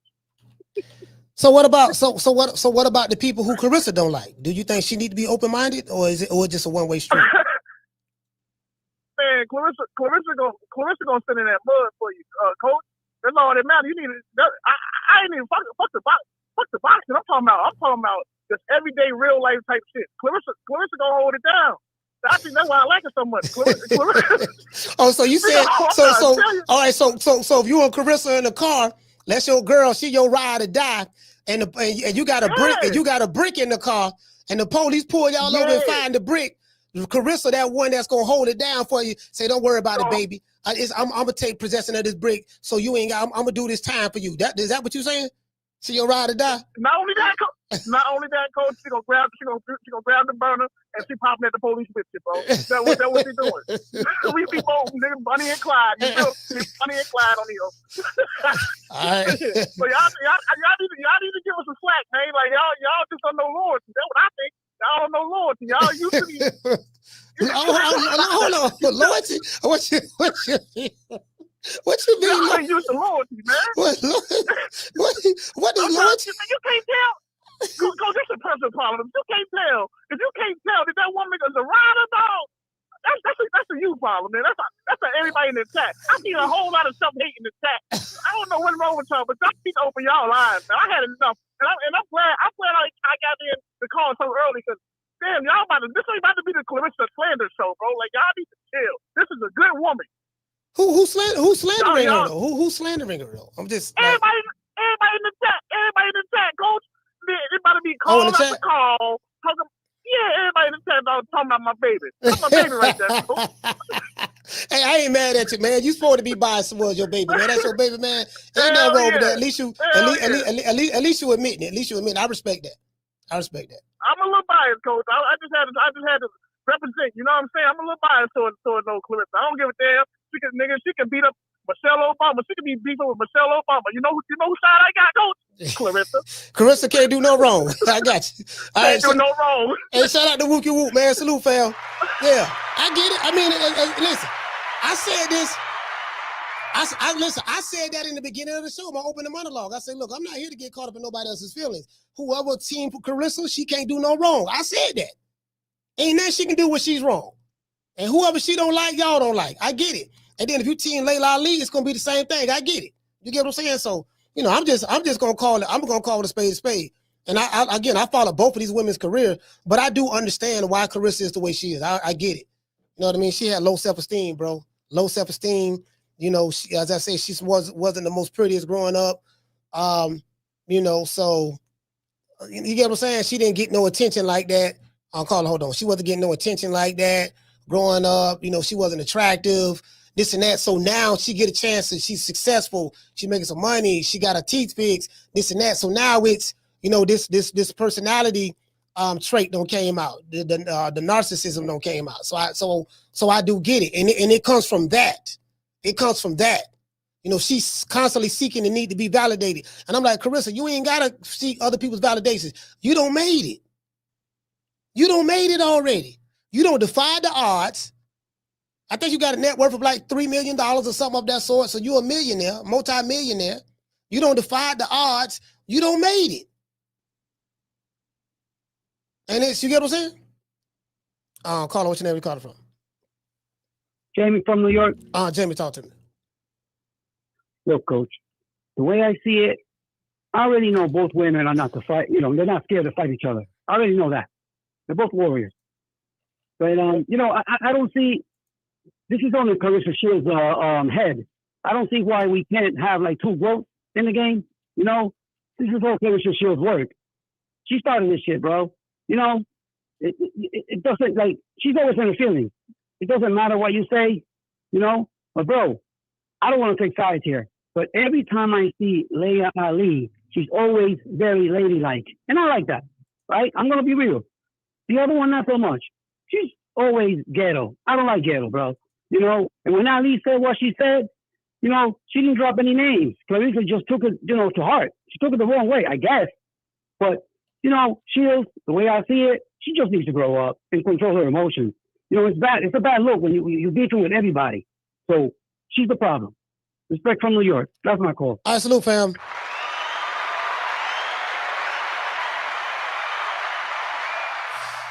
Yeah, so it's kind of like, you know, again, as I said before, everybody feel how they feel. Like me personally, I'm not tripping either way, to be fair. Everybody feel how they feel, and it is what it is. To me, there's no comparison. Like, one woman is old enough to be your mother. She got grandkids, and you know, it's your time. You're 30 and she's 48. She'll be 48 in December. So, I mean, and really the testament to women's boxing. What do I mean by that? How long Katie Taylor gonna continue to box? What about Amanda Serrano?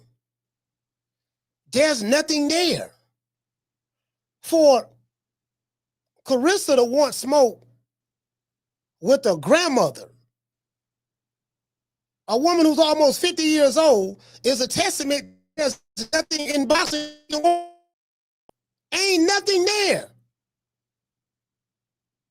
You get what I'm saying? There's nothing there, fam. I don't even know who the hell she fought in her last fight. I don't remember who the chick was. Just being honest with you. I think she was in her 40s or whatever. And as I said before, there's not a lot of talent in women's boxing right now, especially at the higher weight classes. At the higher weight classes, it ain't no talent there, fam. It ain't no talent there, fam. At the higher weight, it ain't nothing there. It ain't nothing there, bro. So, you know, it's kind of like, you know, I get it. You know what I mean? I do get it, but I'm like, man, this woman damn near 50, man. Like, how y'all, like, that shit don't even look right. That's like, hey, that's how you know, that's how you know it ain't no female fighters there. Ain't nothing there, bro. Can't nobody tell me no names. It ain't nothing in the heavyweight, ain't nothing in light heavyweight, ain't nothing in super middleweight. It ain't nothing there, bro. It's about what, good 5, 6 women. I probably have to ask Ring IQ. Ring IQ know more about women's boxing than I do. He know way more about women's boxing than I do. I'm not that educated when it comes to women's boxing. I'm just being honest with you. You get what I'm saying? That's all I'm saying. That's all I'm saying. You know, and it's really a shame. Shout out to Say It With Your Chest. Okay. Dropping that super chat. It's really a shame because it's kind of like, damn, dog. Like, this goes back to what I said. I said all this shit just. We can write down a list of names who a list of names. Let's see. Claressa got beef with Tank, Keith Thurman. Them the two men right there. And then a whole list of women. I'll write them down and see. I'll call her. What's your name? Where you call her from? This is Coach. This is Mellow Dynasty. How you doing? Hey, fam, you got a bad reception. I don't know if you got more Bluetooth or what, but I can barely hear you. Yeah, what's good, Coach? It's Mellow Dynasty. How you doing? All right, Dynasty, where you calling from? Yo, this is New York City, man. How you doing, man? New York, talk to me. Ain't nothing, man. It's from Mellow Dynasty, Coach. Oh, Mellow Dynasty, so talk to me. Salute, fam. Ain't nothing. Hey, yo, real quick, though, you know, Coach, I agree with you, though. There's nothing there. You know what I'm saying? Claressa, you know, again, like you just broke it down, she got, you know, a little smoke with everybody and all that, but that's neither here nor there. The whole thing is, right, there's nothing there for her to fight old girl, right?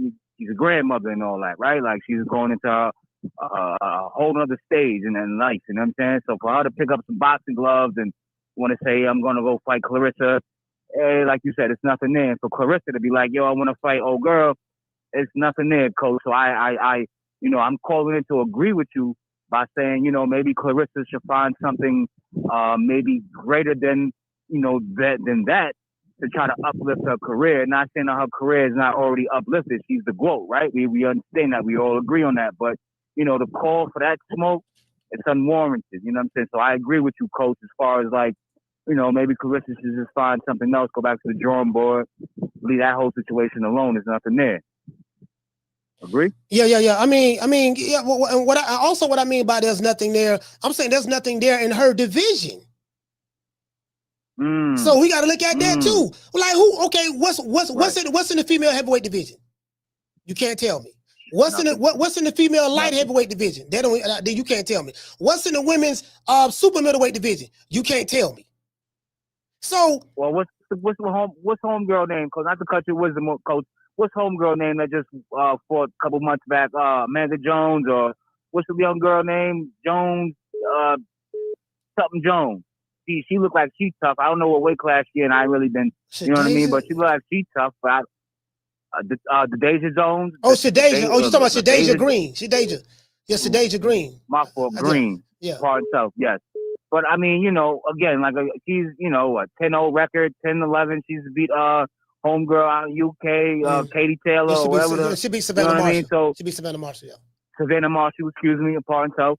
So, again, coach, I don't know what it looked like out there in the women's, I really don't know what it looked like. Yeah, it ain't nothing there, bro. You know what I mean? And yeah, I get it. We'll leave it at that, coach. All right, salute, fam. Shout out to you, brother. Thank you, brother. Coach. Yes, sir. Yeah, it ain't nothing there, bro. It ain't nothing there.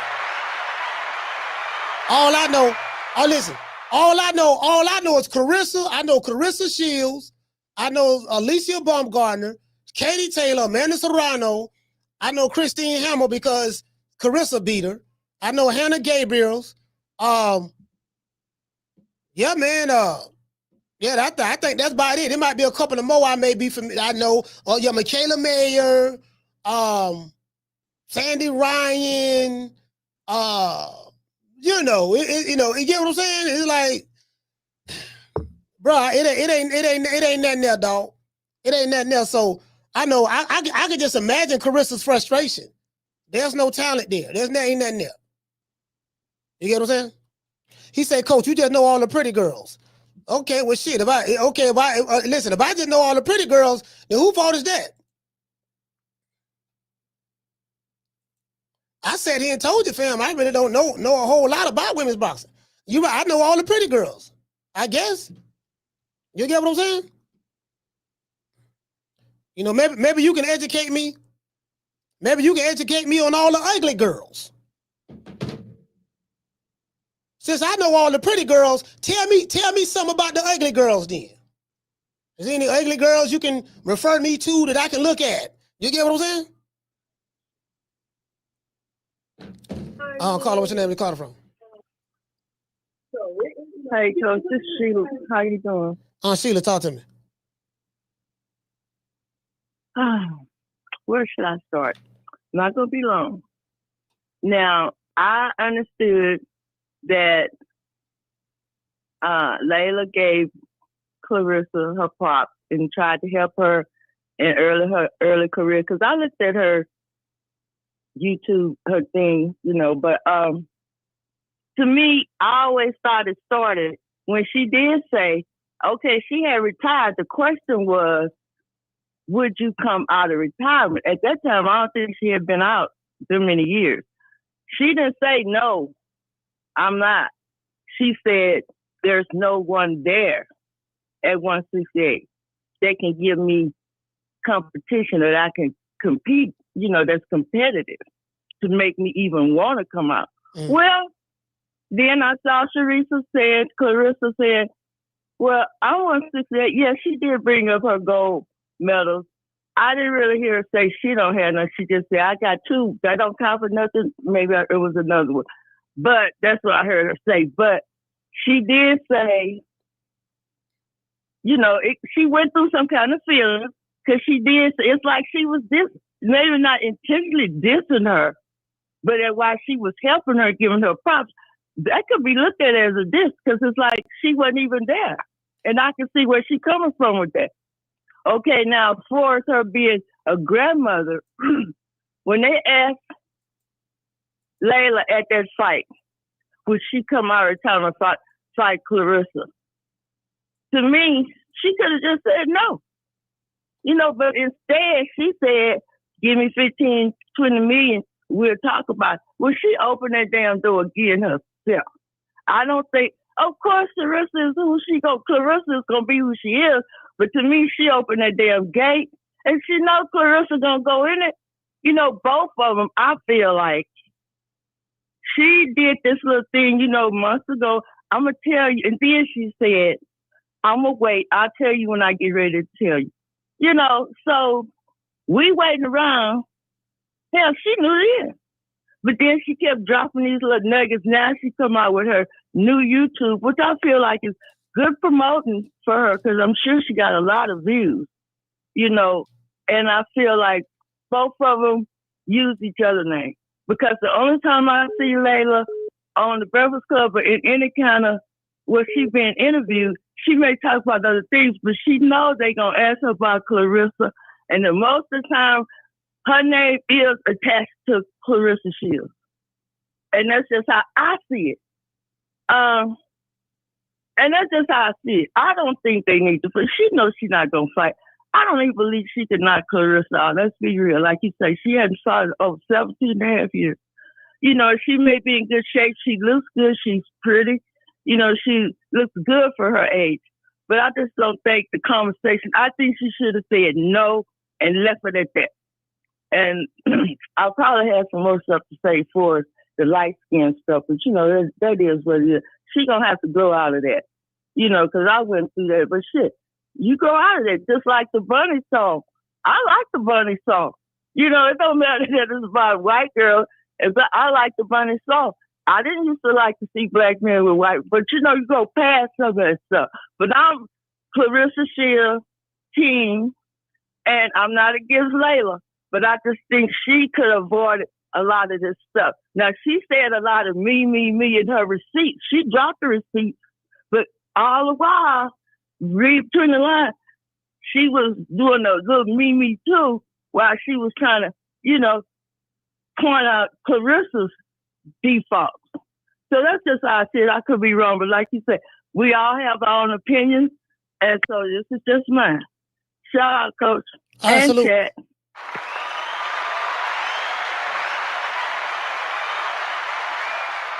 Yeah, so as I said before, this shit go back to, look, dog, you know it ain't nothing there when you it ain't nothing there, bro. It ain't nothing in that division, bro. Matter of fact, I'm gonna do that. Matter of fact, let's do that.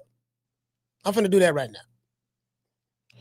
Let's look up Claressa Shields. I'm finna prove my point. Because it's one thing for me to say it, but it's one thing for me to show it. I like to show receipts. Let's pull this shit up. Hold on. Because see, this is the way I'm looking at it. As I said before, and I like Miss Sheila's honesty. She said, I'm team Claressa Shields. So I already know what she gonna say. Claressa Shields can't do no wrong, and it's all Laila Ali fault. And if you team Laila Ali can't do no wrong, it's all Claressa Shields' fault. So I get it. So, you know, it is what it is. You gonna hear what you want to hear and interpret it how you want to interpret it based on what confirms what you already been predisposed to believe. I get that. I understand that. So that's why I said what I said. I really don't give a damn about, because I do know Claressa Shields got a rabid fan base. She do. She got the same kind of fan base Tank got, Devin Haney got, Canelo got, and some of these other fighters. So they got a rabid fan base. She got a rabid fan base. And her fan base kind of like reflect who she is. You get what I'm saying? For the most part.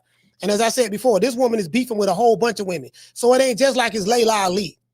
Okay, if you say Laila Ali wrong, okay, what about Alicia Baumgartner? Alicia Baumgartner wrong too. What about Amanda Serrano? Amanda Serrano wrong too. What about Katie Taylor? Katie Taylor wrong too. What about Shadeja Green? Shadeja Green wrong too. What about Freshawn Cruz? Freshawn Cruz wrong too. What about Tank Davis? Tank wrong too. What about Keith Thurman? Keith Thurman wrong too. What about Savannah Marshall? Savannah Marshall wrong too. So it's kind of like, you know, everybody wrong, see the right one. I get it. I get it. Trust me, I get it. I do. I get it. Anyways, yeah, so this shit is a nothing burger to me. But hold on, let me do this. But it is good conversation. It is good conversation because we got over 600 people watching this show between 2 YouTube channels and X. We got over 600 people watching this show. So apparently it's a good subject. It's a good subject. Let's see. Let me see. Claressa Shields. I get it. T-Rex. I've been following this girl, man, a long time, man. Claressa Shields, she don't, you know what I mean? All right, let's see. Her and doggone Laila, man. Fresh on Crew, she beat. Her debut. Nikki Adler, I don't know who that is. I don't know who none of these chicks is right here. Tori Nelson, I think it rang a bell, maybe. I don't know. I probably do. Let me see. I gotta look at their faces, because. Okay, yeah, I think I remember Tori. I remember Tori. Yeah, the sister. Hannah Gabriels, I seen that. Hannah Rankin, I seen that. That's 2018. Christina Hammer, I remember that. Seen that right there. I don't know who she is. Savannah Marshall, yep, we seen that. We went live for that fight. I don't know who she is.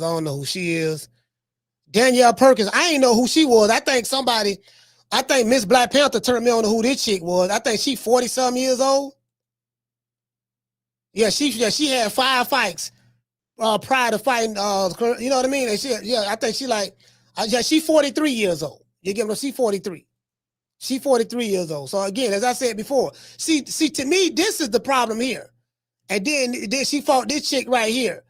This is the problem here. She beat this chick. See, there's nothing there. See, that's the problem. The problem is there's nothing there. Ain't nothing there. Nothing. She'll have to go back down, and hopefully her and like Alicia Baumgartner can fight. Like, talk about Laila Ali, that ain't like, she ain't popping in boxing. If you are that what you say you is, like right now, you should be secure and who you are as a woman. But I get it. This woman beefing with 20 people right now. And according to her fans, all those 20 people that she beefing with is wrong and Claressa is right. They can't see no wrong in her. She can't do no wrong.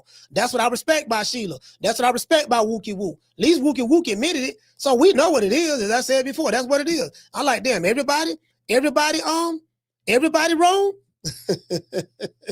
It's everybody's fault? Listen, I remember I used to get in trouble in school a lot, right? I used to get in trouble with my math teacher, Mr. Wright. I used to get in trouble with my social studies teacher. I used to get in trouble with just different classes, right?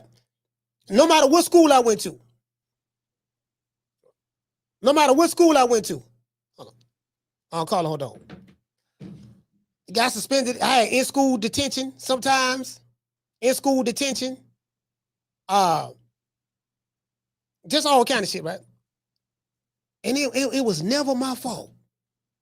Every time I used to always tell my mama, this before Silk the Shocker came out with that song. Y'all remember that song? Oh, it ain't my fault. Y'all remember that song, It Ain't My Fault? That was me. It was never my fault. Never. My mama say, one day she spoke to me. I used to say, yeah, man, them crackers, they being racist toward me, mama, and they messing with me. She say, look, you got black teachers got a problem with you. You got white teachers got a problem with you. Everywhere you go, you keep getting into stuff. And you always telling me it ain't your fault, it's them.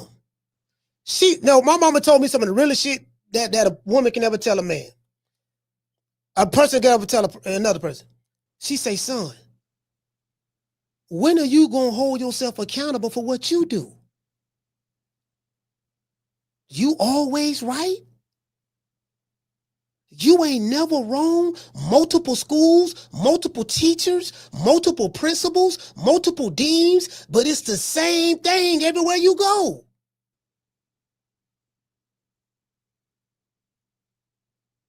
I was in denial. You know what I mean? But I was a kid. Carla, what's your name? You called from? This is Sheila 2 times. Talk to me. Coach, I didn't say Claressa was always right, because I don't think she was right for calling men out to fight. I don't think that was right. And I think that she just was so frustrated, like you said, there's nothing there. She just felt like she wanted to fight. In her mind, maybe she thought she could whoop Keith Thurman, but I wouldn't have went that route. But, you know, she fought at 154, 160, 168, 175, and 175 plus. If she go down to 148, she ain't never been no little girl. Like somebody said in the chat, if she lost that much weight, they'd be saying she's smoking crack. So you're right. There is nothing there for her. And as far as her beefing with everybody, well, then I ain't, you know, it's like I said, she'll grow past that. You know, I ain't got nothing to do with that. She's got a chip on her shoulder. And like you say, you understand why I do too. But she's going to have to grow past that. She's not always right. Yeah, she's a narcissist. She has a narcissistic personality disorder. When I look at the definition of that, and basically the definition of that is a personal disorder characterized by an exaggerated sense of self-importance, a need for admiration and lack of empathy for other people. And this is the classic definition of that fits her character in my eyes. When I see her, I see Floyd Mayweather. I see the same thing in Floyd. I see the same thing in Dame Dash. I see the same thing in Trump. I see everybody that's a narcissist who has this disorder, they all act the same way.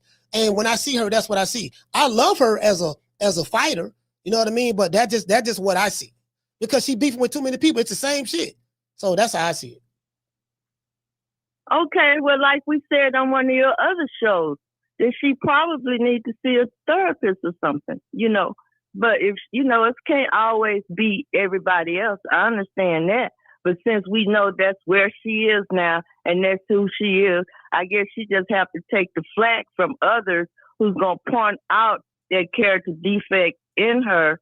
You know, it is what it is. She displays that. So I'm not taking up for her. It is what it is. I've heard her cuss out the light skin. I don't listen at her chat. You know, I didn't listen at all that stuff. And I didn't agree with some of the stuff.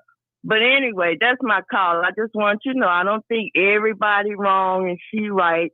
But I think on that aspect, I was right. But my thing is she can't go too far. What's she going to look like at 148? What Crawford will look like now if he go to 147? And, you know, I'm seeing Crawford. Them the two people I'm going to stand for, the only two that I'm going to really have. You know, I you know, it is what it is. Yeah, my feelings involved, whatever. But what's she going to look like at 148? And so maybe she just needs to just don't do nothing. I don't know what she's going to do, but she can't fight no man. That's my call. All right, salute. Yeah, she said she can't fight no man. Well, that ain't what she's saying. You know, so my thing is this ain't about no Laila Ali. She got a deeper issue going on. I think Claressa got a deeper issue going on. You get what I'm saying? And people like that, they gotta have people around them that's gonna tell them what they want to hear. They need yes men around them, yes women around them. Praise me every day, praise me all the time, praise me throughout the day.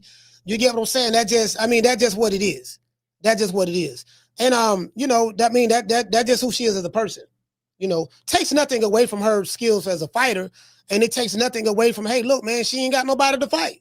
Ain't nothing there, bro. There's no talent in women's boxing. None. It's a handful of good women that box that people know of. Like you say, somebody told me I only know the pretty ones. Yeah, I guess I only know the pretty ones then. Because the pretty ones must be the only ones that's popular. Yeah, I only know the pretty ones. And I don't see nobody, and I don't see nobody, talking about tell me about the ugly ones then. Since the dude said, since the brother said I only know the pretty ones. Okay, let me know about the ugly ones. Hold on. Oh, my bad. I thought I got it. You get what I'm saying?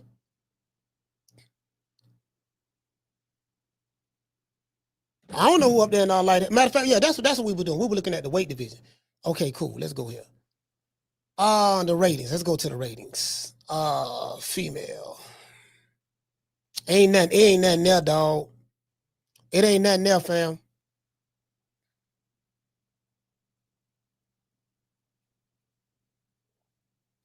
Ratings, hold on. Let's go here. My bad, hold on. It ain't nothing there, bro. It ain't nothing there. Hold on. All right, this box rec. Where the hell is where is okay, this box rec? Wait, rankings. This heavyweight. These are the top heavyweights in women's boxing. This woman ranked number 31. She has an 0-1 record. I'm going to show y'all how trash women boxing is up here in the heavyweight division. This woman ranked number 8. She has a 1-0 record. This woman ranked number 7. She's 5-0. This woman ranked number 6. She's 3-4.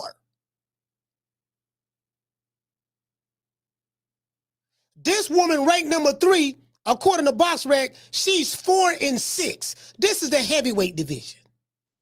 Let's go to the female cruiserweight division. There's only one female cruiserweight in the rankings, and that's this lady right here. She 1-0, 27 years old. Let's go to the light heavyweight division. All right, light heavyweight division. BoxRec has Claressa Shields. She's the number 1 person, pound for pound in the world, the number 1 fighter in the world in the light heavyweight division. She has a 5-star rating. Look at all the ratings of the other women that's under her. Claressa has a 5-star. This woman here, Lonnie Daniels from the UK, she has a 2-star. So basically, BoxRec is saying that this woman is 3 stars ahead of her. There's levels. She's levels above this woman from a competition standpoint. This is what BoxRec is trying to say. Danielle Perkins got a 1.5-star rating. Light heavyweight division. There's nothing here. See, this is the problem right here. There's nothing here.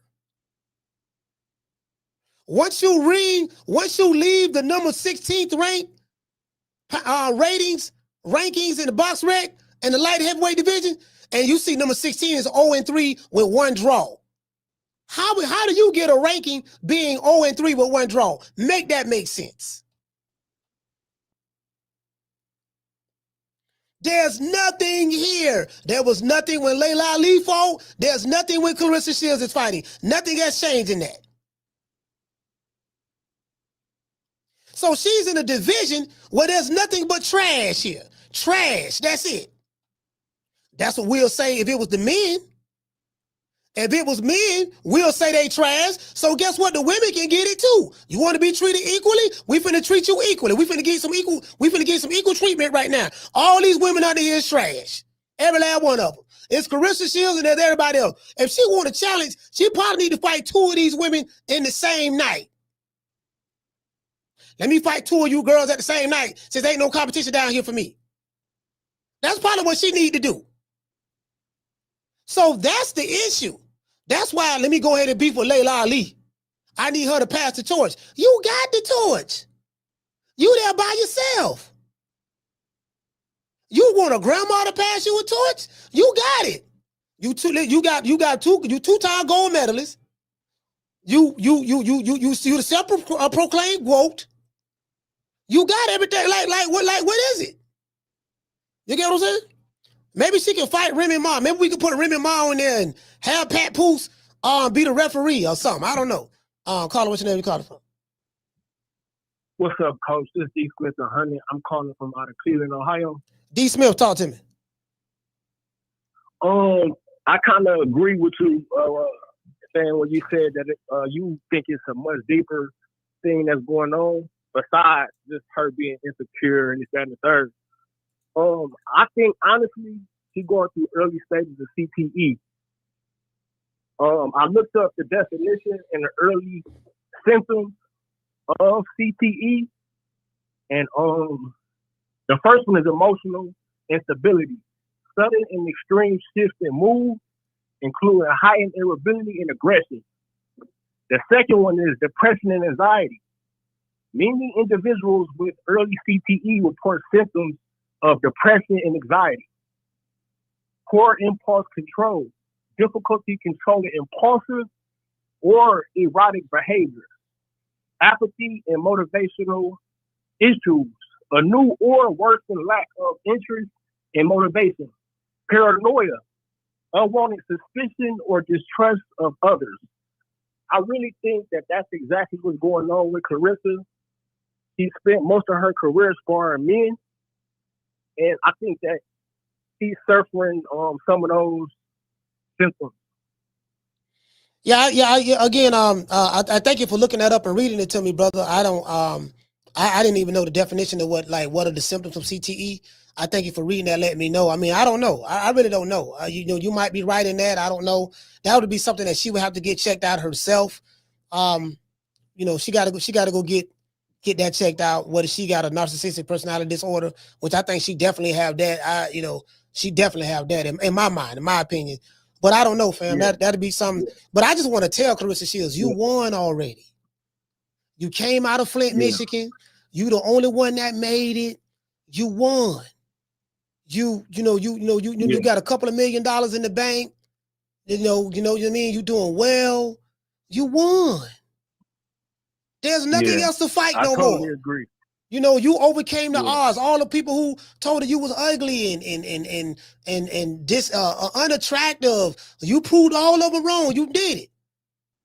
Same thing with Crawford. He did it. He was ugly, black. He did it. He made it. You won already. It's just that everybody handle things differently. She's constantly at war with everybody. It's like it's everybody. You know what I mean? So, I mean, I hope she stalled the light-skinned chicks out, because she got a part of the light-skinned chicks as well. But shout out to D. Smith, man. Cleveland, salute, fam. Yeah.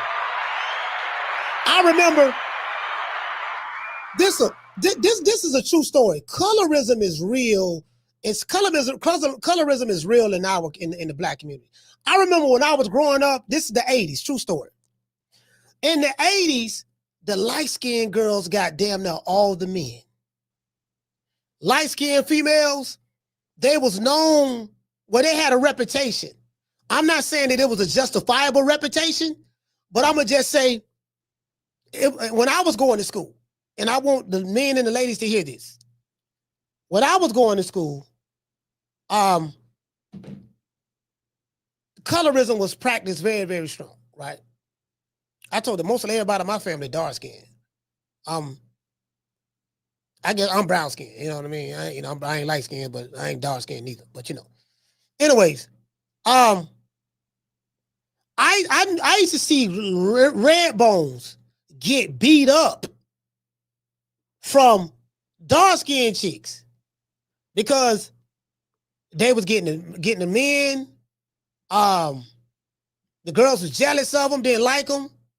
And I get it. As I got older, I realized, okay, I remember when back in those days, the lighter skin got the preference over the darker skin. So the darker skin always resented that. And then when I was coming up in school, I saw a physical manifestation of that. Like these girls, when I went to school, these girls can fight. These girls were throwing hands when I was going to school. I knew this one red chick named Tasha, named Toya Payne. Toya Payne had some hands. She was a red chick, boy, and she was with it. Toya had a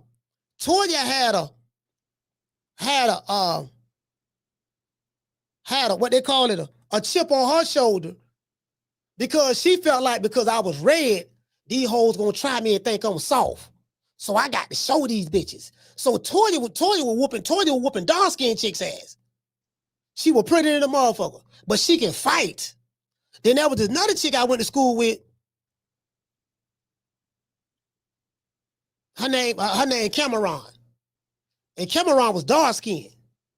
Wasn't the most, you get what I'm saying? But Cameron can fight. She was with it.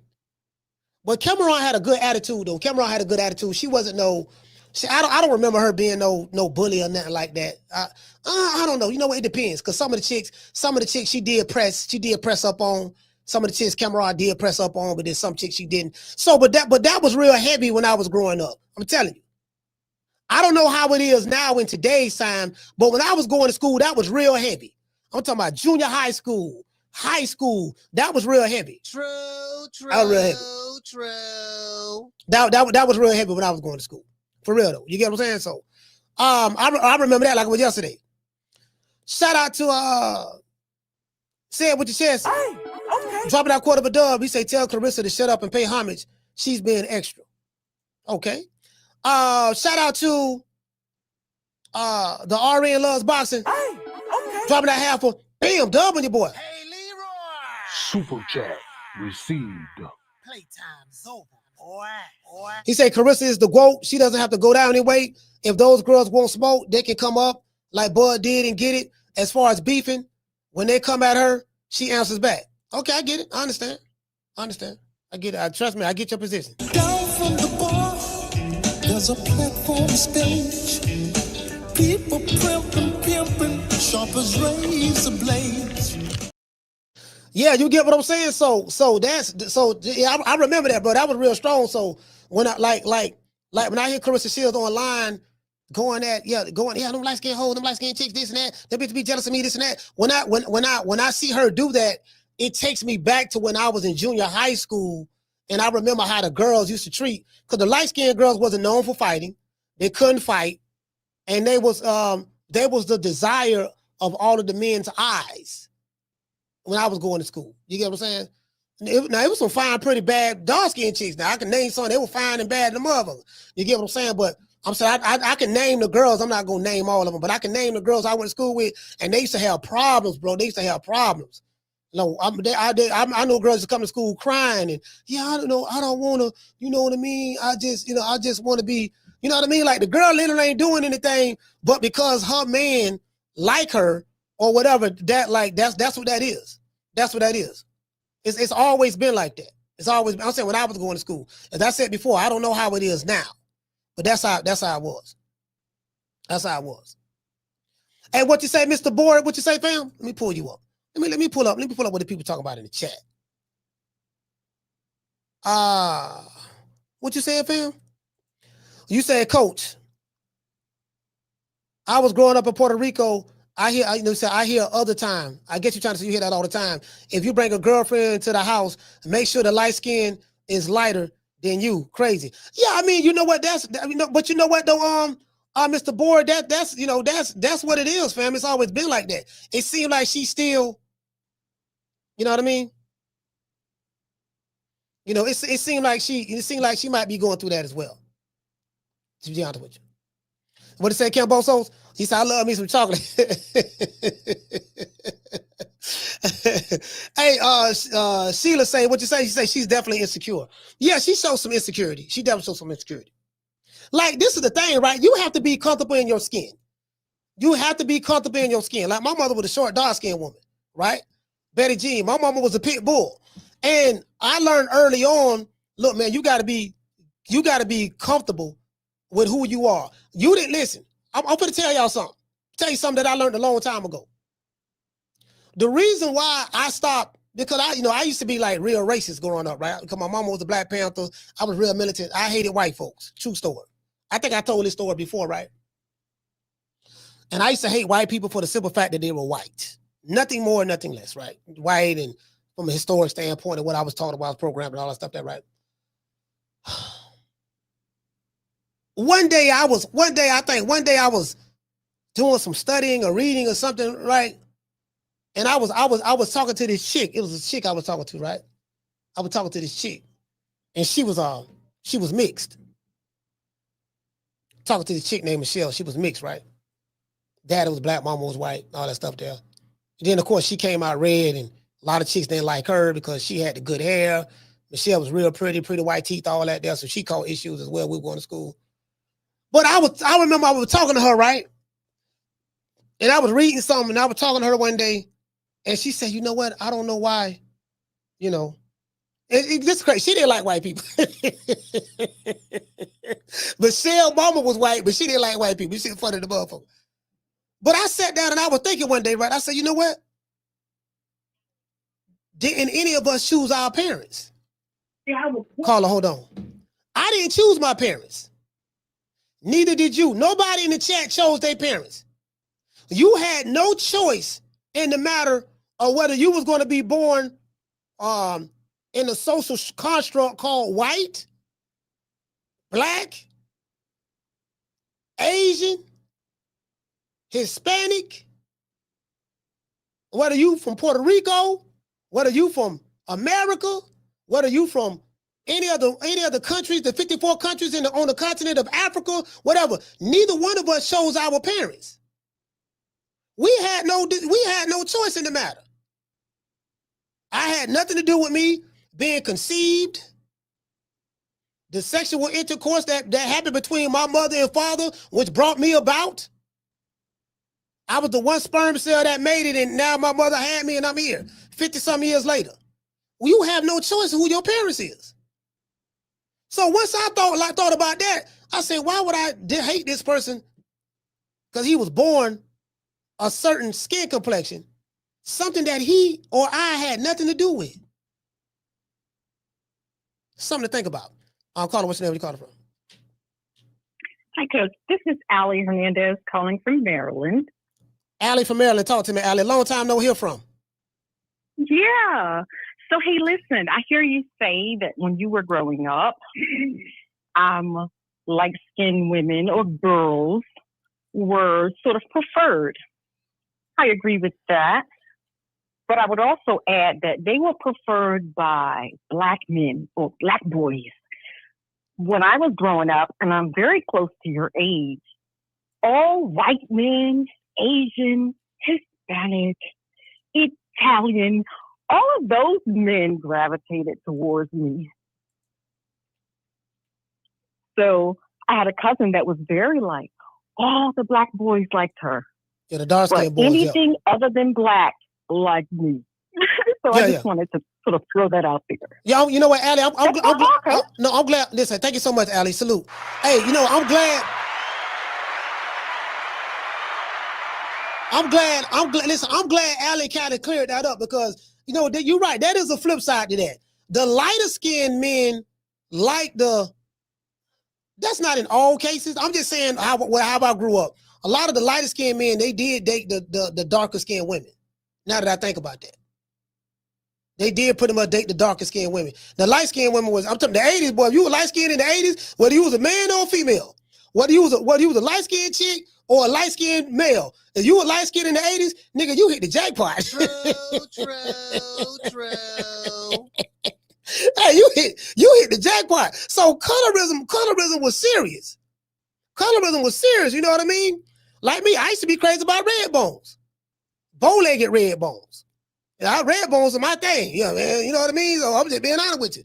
But you know, that was my environment. Everybody was crazy about red bones.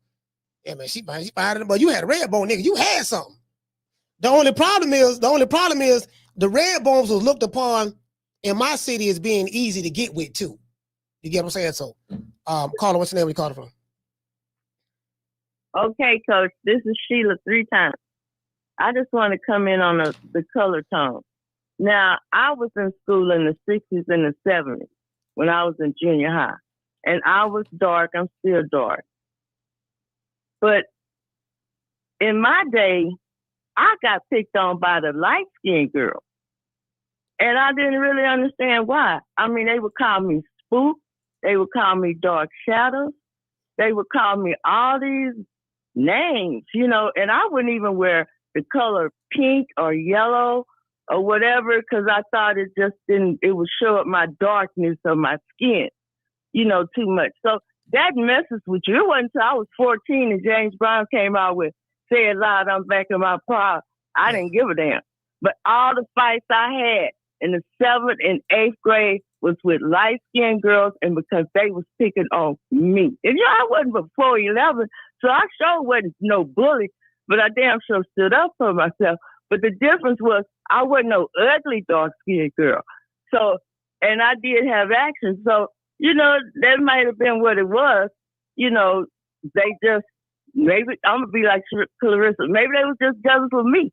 But I'm just saying it wasn't always the dark that picked on the light skin. They picked on me and called me names. And I had a complex about the shade of clothes I wore. So they can't mess with you. But like I said, she'll grow past that. At least she need to get over that. Okay, that's my call, Coach. All right. I just had to. Yeah, Miss Sheila sound like that's still affecting her to this day. But however, she came up in a different era. Sheila's older than me, so it depends on which era you came up in. Like my mother was born in 1944. So her experiences with colorism and racism or whatever ism she might have went through is different from how it was when I came up. You get what I'm saying?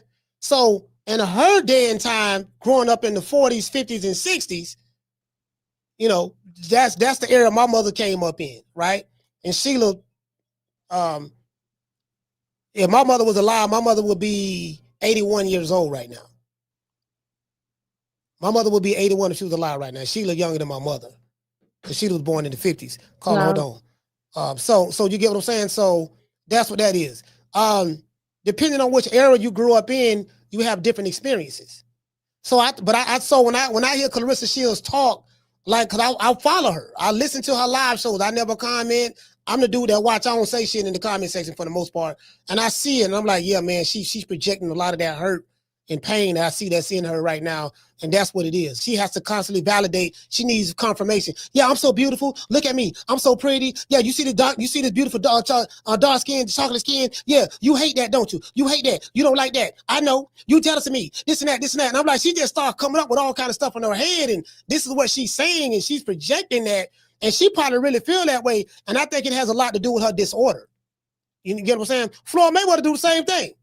Floyd do the same thing, like literally. Caller, what's your name? You calling from?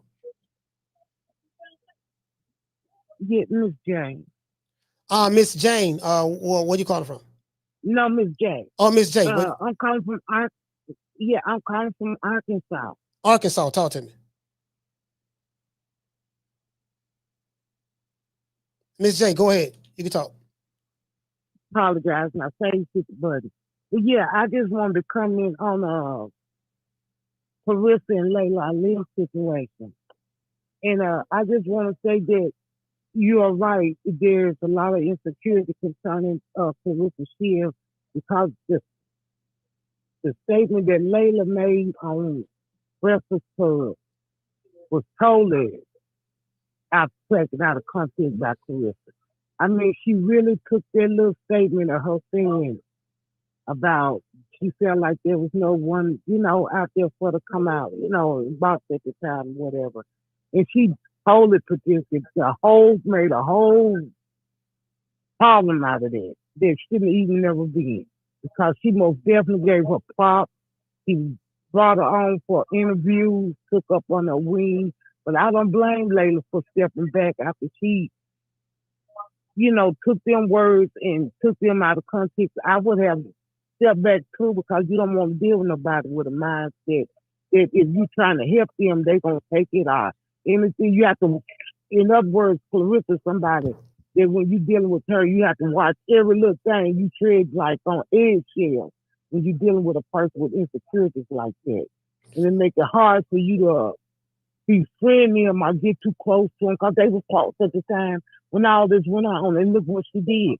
She took two simple words, a couple of words, and took them and made it ran with it for 8 years. Here it is, years later, she's still talking about Laila. So there had already been some jealousy there.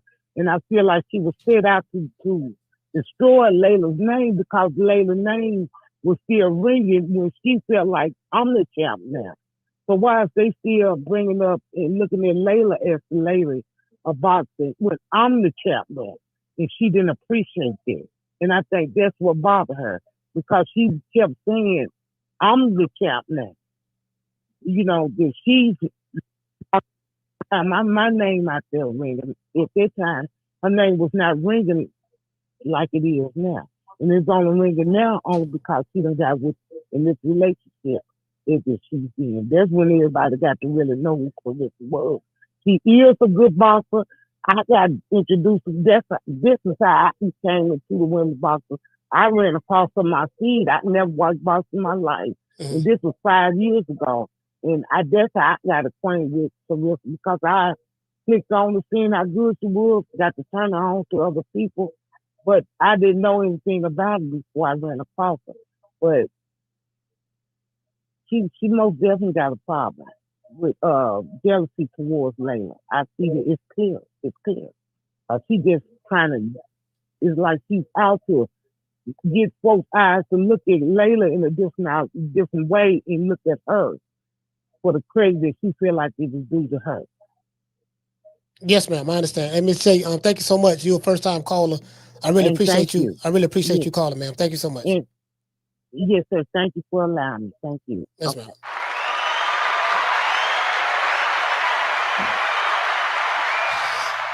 Yeah, man. There's really nothing, really no competition. If you're sitting here trying to compete with someone who's damn near 20 years older than you, it shows that, dude, like, there's nothing in your division. There's nothing in women's boxing, and that's in her division. And that's what it is. It's really more of an indictment. It's really more of an indictment to what's going on in women's boxing right now today as it relates to her weight class. That's really more of an indictment on that. You know, that's why I kind of like what Jake Paul is doing. You know, he's bringing light to women's boxing. I like what he's doing as related to that. I remember a video,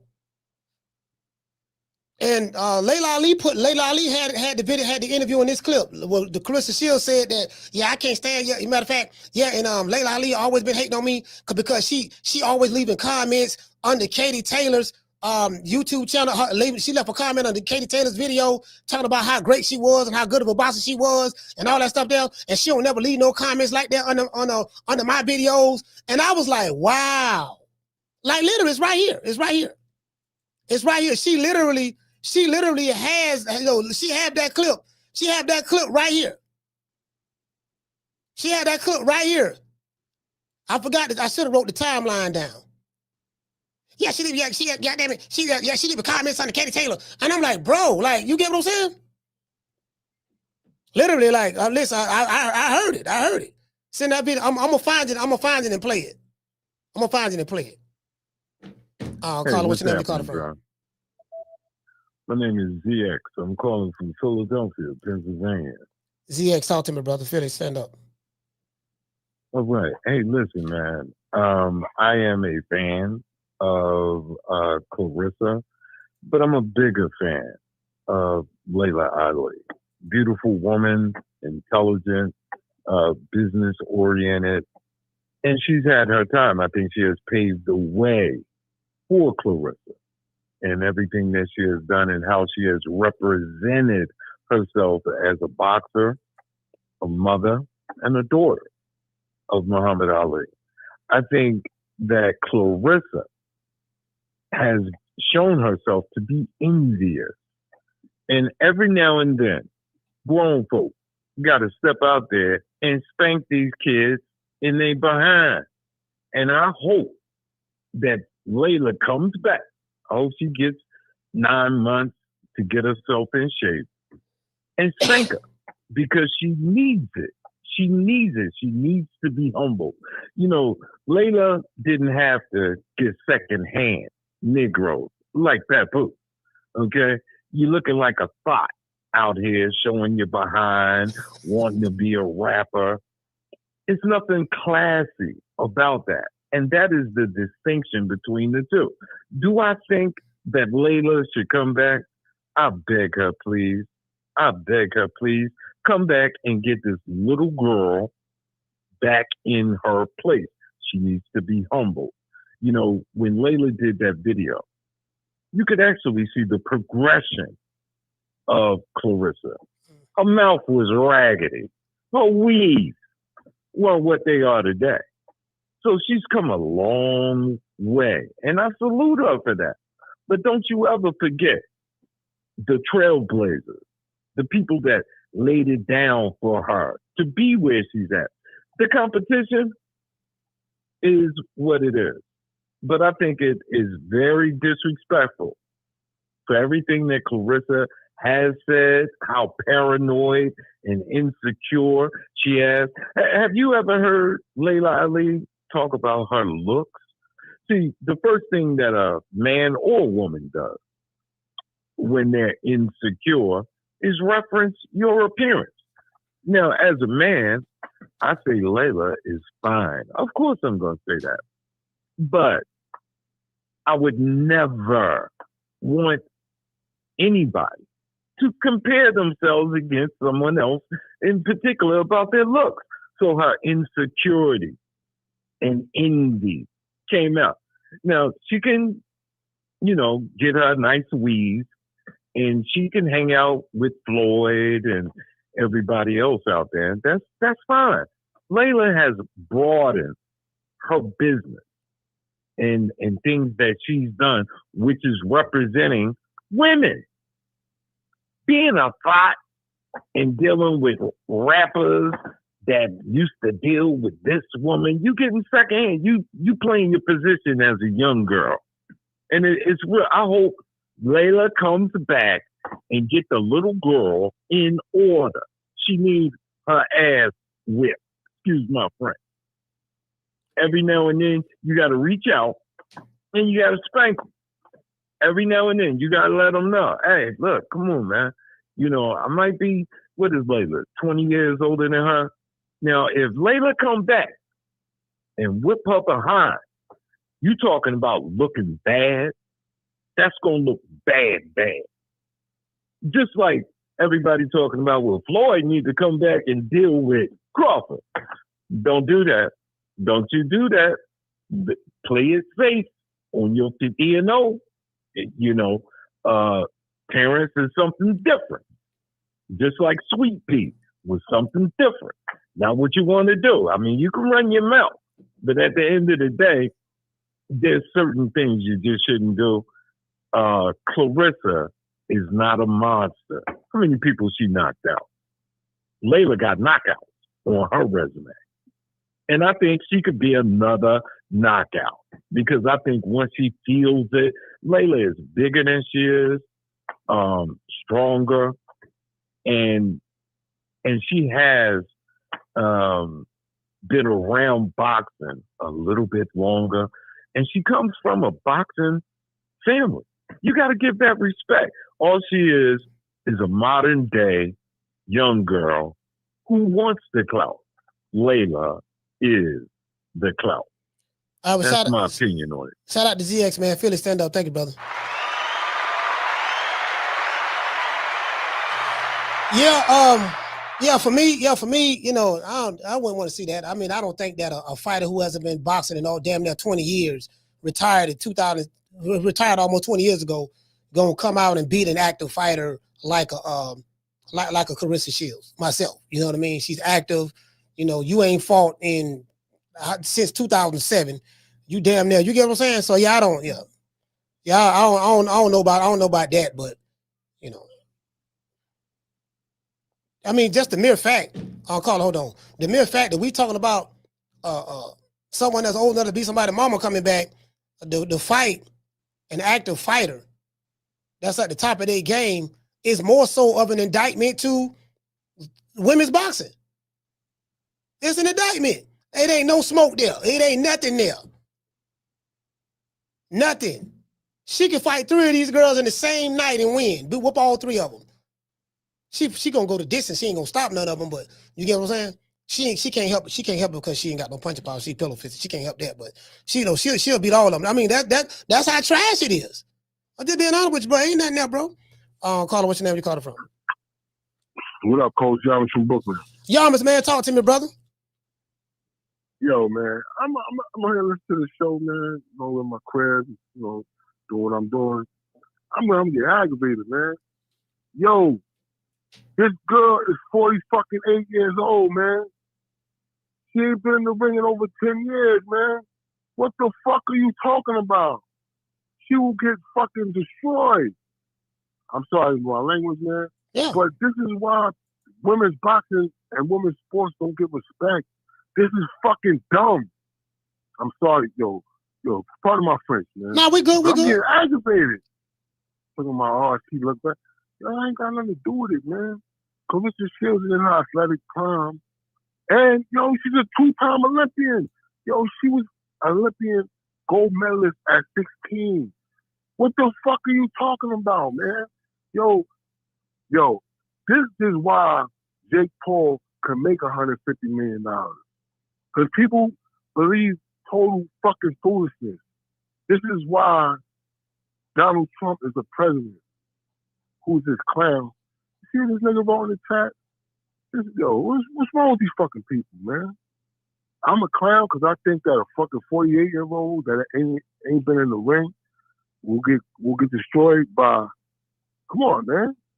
This is crazy, coach. I'm sorry. Like, this argument is like a pet peeve of mine because this shit don't make no fucking sense, man. What makes you think that a 48-year-old woman's gonna come back and dominate the top woman in the sport, man? Tell me, coach, is there something I'm missing? I don't see that. I don't see that at all. She's been gone again. She's almost 50 years old. Like this woman is 3 years younger than me. Let that sink in. She's 3 years younger than me, hasn't fought since 2007. And the mere fact that we're talking about this being a consideration is an indictment to women's boxing. That proves my point. Yo, bro. And you know what's funny? Like, I'm the first one to say this. When motherfuckers watch like a Tyson Jake Paul or some bullshit, it's your fucking fault, you stupid motherfuckers. Because you believe fucking total fucking foolishness, man. What 48-year-old? All right, Bernard Hopkins was an anomaly, man. He was an anomaly. I was there tonight. He beat Tavares Clown at the Barclays. That's my favorite fight of all time. Like, he never took no goddamn 10 years off. Never had no goddamn kids. You know, but whatever. I don't know what a woman is these days either, so I don't want to start that conversation. But yo, I don't want to call nobody gullible, but goddamn, there's really people that think he's gonna come back and beat Claressa Shields. I'm sorry, coach. Yo, I guess I'm in my feelings, man. Yo, peace and love, baby. All right, salute, fam. Shout out to y'all. Brooklyn, stand up. As I said before, hold on, let me read the super chat. As I said before, who Claressa Shields fighting next? Let's go to that. Who Claressa Shields fighting next? Who Claressa Shields fighting next to who y'all want to see her fight? You can't tell me nobody in her weight division. You don't know. Who she fighting next? Shout out to the Tiger. Hey, okay. Dropping that quarter of a dub. He say, Coach, we all black and we come in different shades. In my opinion, Coach, Claressa Shields has a dark-skinned woman complex. Yeah, probably. Yeah, absolutely. Yeah, I would agree with that. I would agree with that. You know what I mean? She definitely got a complex. Down from the bar, there's a platform stage. People pimping, sharp as razor blades. Now, one thing I do like about Floyd Mayweather. This what I like about Floyd with him and Claressa is different. Floyd ain't gonna be like Floyd has a narcissistic personality disorder. He does have that. But Floyd is not going to be arguing back and forth with Floyd ain't going to be doing no live on Instagram, live on YouTube. And I think it's probably an age gap thing. Because Floyd is 48. Floyd and Laila Ali is the same age.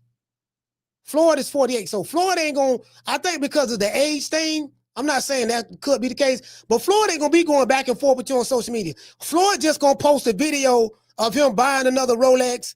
Carla, hold on. He going to post a video of him buying another Rolex. He going to post a video of him spending $200,000 in the Gucci store. He going to post a video of him getting on a private jet, flying across the country. That's what Floyd going to do. Floyd ain't going to be sitting back, yelling and screaming and attacking people online. And like, Floyd ain't going to do that. Floyd just going to be like, yes, we on Fight Hype right now, and we're getting into my private jet. Yeah, shout out to the haters. Yeah, just keep watching me. I'm finna get ready to go to New York, and I'm finna go walk into one of the 30 buildings that I just bought in New York. And like I said before, I'm getting ready to fly to Dubai, and I'm finna go meet with a sheik. There's a sheik over there in Dubai that wants to meet me. Finna go meet with him, the Crown Prince of Dubai, and he wants to give me a gold and platinum Mercedes-Benz that we're going to send back to the U.S. And that's what Floyd do. That's what Floyd do. That's the difference. Caller, what's your name? You calling from? Brother, I don't know what type of phone you're using. I cannot hear you.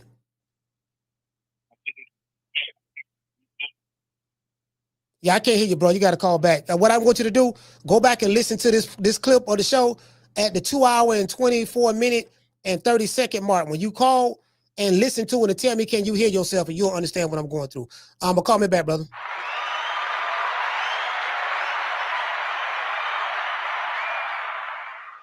Yeah, see. This what Floyd gonna do. Floyd gonna do this. Floyd gonna do this. How in 36 months, of course, with one of my new investments, I would be making $300 million a month. But what investment is that? Just in real estate. I agree. Got you. And I'm heavy in real estate. I'm real heavy in real estate.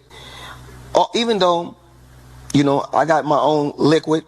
And if that means cash for those, I break it down in layman's terms. Even though I got a lot of cash, OPM.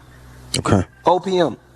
You don't always have to use your money. That's why it's very important for y'all to make sure y'all keep y'all credit right. Talk to us about very important. See, that's what Floyd gonna do. Floyd gonna do that. Nigga be capping like a boy. Yeah, nigga, I'm 300 million a month. You know, that's 1.2. What is that? $1.2 billion a year, something like that. Call him. What's that? You calling from? It's Enoch Israel calling from Detroit. Enoch from Detroit. Talk to me. I got one thing to say about the whole situation with Claressa Shields. I'm a Claressa Shields fan. I'm a Laila fan. But I feel like this. Respect your elders. She needs to respect her elders.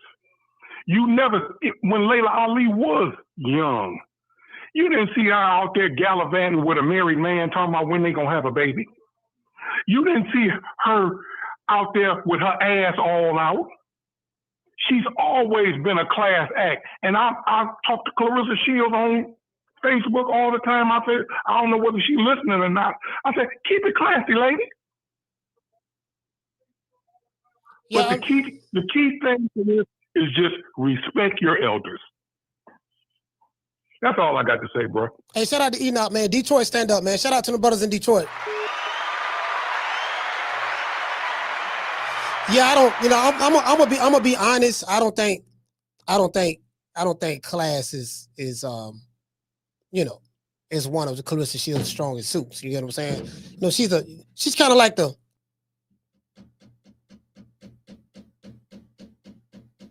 She's 30. She was born in what, 1995?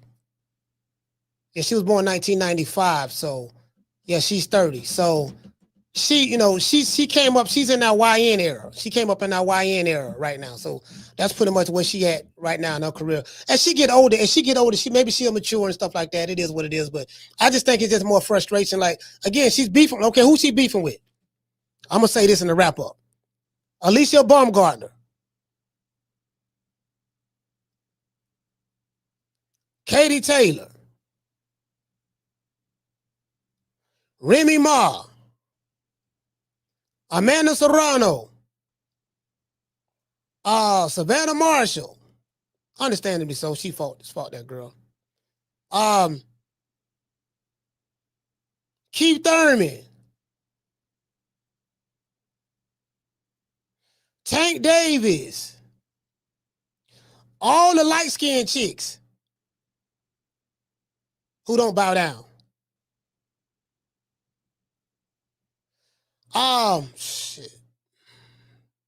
Some more females she beefing with. It's a bunch of women. Shit.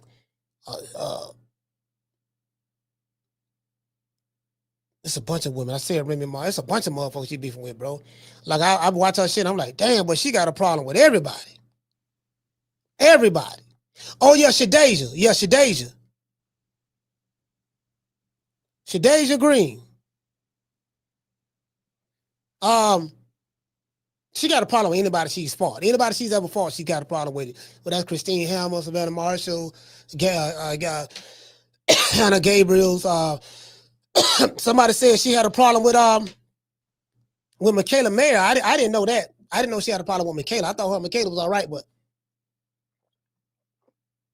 when you got somebody who going through what she's going through, they'll be all right with you 1 minute and fall out with you the next minute. There's a nigga, I'm not even gonna give this nigga no shine. I think he going through something from a military standpoint though. I think from a military standpoint, he done went through a lot of shit. So I think he going through some CTE or some shit military, right? But there's this guy that I don't fuck with at all. I don't back so far away from that nigga. One thing about me, boy, you ain't got but one time with me.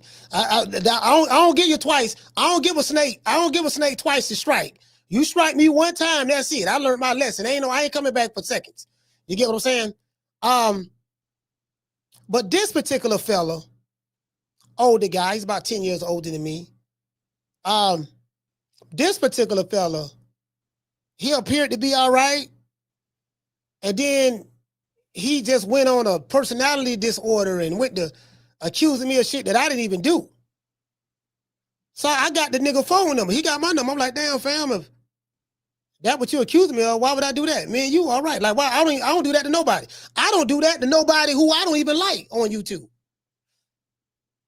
I tell everybody, I say, look, you can take any video that I made and you can add it as a part of your content for your show.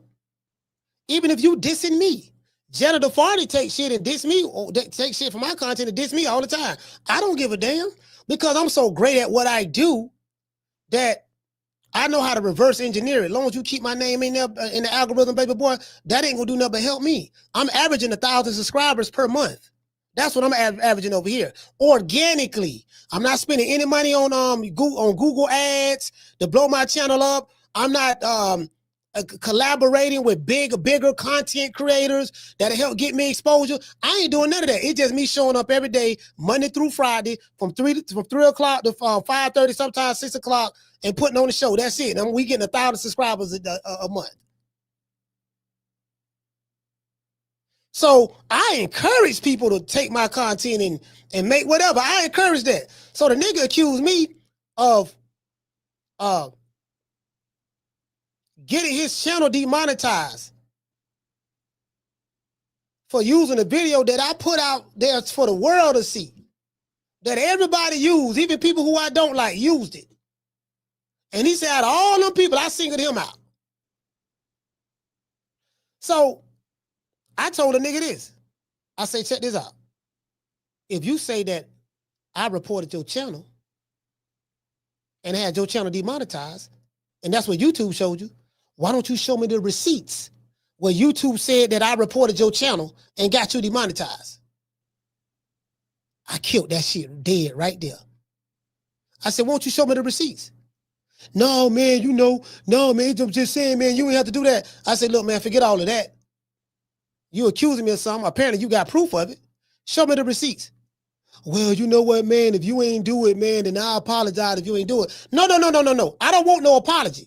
You said that I reported your channel and got your channel demonetized. Show me the receipt where I did that. Yeah, man, no, I'm just, you know what, man, it ain't even important, bro. Me and you all right, man. I just thought that. I'm like, oh, you thought now. True. Say some shit about me, nigga, come with the receipt. He ain't had no receipt. He couldn't produce it. You want to know why he ain't had no receipt? He couldn't produce it? Because it wasn't true. It didn't exist. Anyways, let's give everybody a round of applause.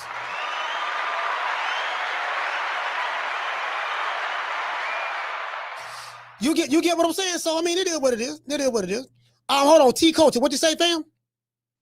T Culture say, he say, that's what Shields is doing. It's called marketing yourself. The more people hate you, the more they will talk about you. Yeah, okay, but listen. This is the problem with that.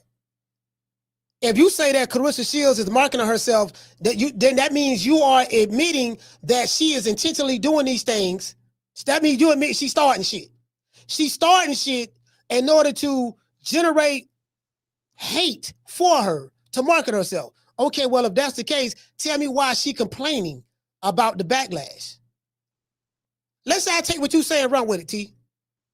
You can't start shit, want the hate, call it marketing yourself, according to what you're saying, and then complain about the results of your marketing, if that's the case. You can't have it both ways. You can't be starting shit, talking about everybody hating on you, beefing with everybody, call it marketing yourself, and then when the fruits of your labor come back, then you get upset, be online. Oh man, they hate on me. Why they talk about me? I'm the GOAT. I'm the greatest of all time. Ain't no woman better than me. This and that, this and that. You can't have it both ways, fam. Which one is it? Is she marketing herself or she complaining about the backlash on her marketing herself? Which one is it? Can't have it both ways, fam. You can't be the victim and the perpetrator at the same time. It don't work that way. So, you know, it is what it is, man. I want to dedicate this show to the hood. I want to thank the whole hood who came out here. I love y'all. I did this for the hood. Y'all know I beat that boy. You know what I'm talking about? Hurting the group. I'm the best thing ever happened to this damn group. Nobody's bigger than the group. Y'all ain't stupid. I'm the one selling the records. They coming to see me. They coming to see the Temptations. Ain't nobody coming to see you, Otis. You get what I'm saying? So, you know, that's just the way I see it. You dig? Shout out to Booger Ray Love. Tell him Booger Ray. Shut that soft ass shit up. And the best man Shut to win. that's some soft ass shit. Shut that soft ass shit up. All that soft talking. I know you can do it, man. You got the man, shut that soft ass shit up. Hey, you know what we gonna do? We gonna hit Laila Ali and Claressa Shields with the quarter blood technique. I am a chain belt in Kung Fu. Bruce Lee was my teacher. Watch this. What?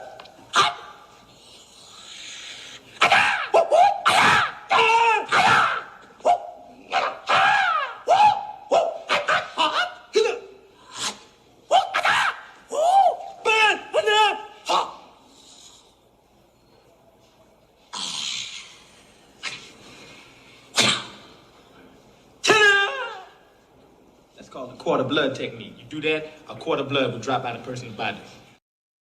Like this, how we solve all this. Okay, this is Claressa Shields' weight division. She's a light heavyweight. Who you want to see her fight next? Lonnie Daniels? Probably don't know who that is. She done beat Danielle Perkins already, all 43 years of age of her. 5-1. Who you want to see her fight next? Sarah from Germany? What about this chick right here? Christelle, she's 3-0. What about this chick? Tinta Smith, she 2-3. Who you want to see her fight next? Let's talk about that. Who you want to see her fight next?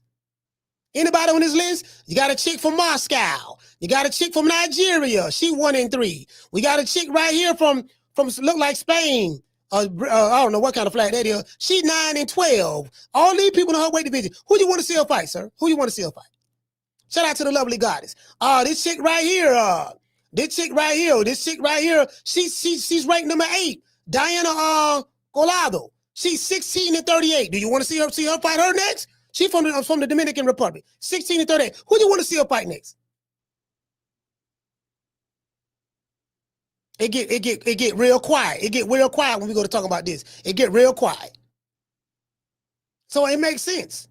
It makes sense. I want to fight Laila Ali. Laila Ali ain't fought since 2007. She the biggest name on anything on this goddamn list.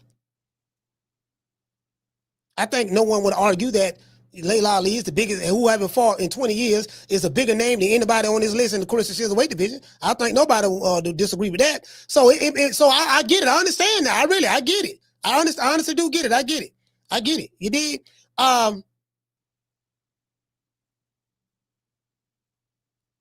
Shout out to Jamal Tyler. We the Charlo twins. We known for calling everybody out. Please call these people out. Listen, the whole world's looking at you. Call these people out, What's please. up? It's the Jamal the Hitman Charlo. Let's get it.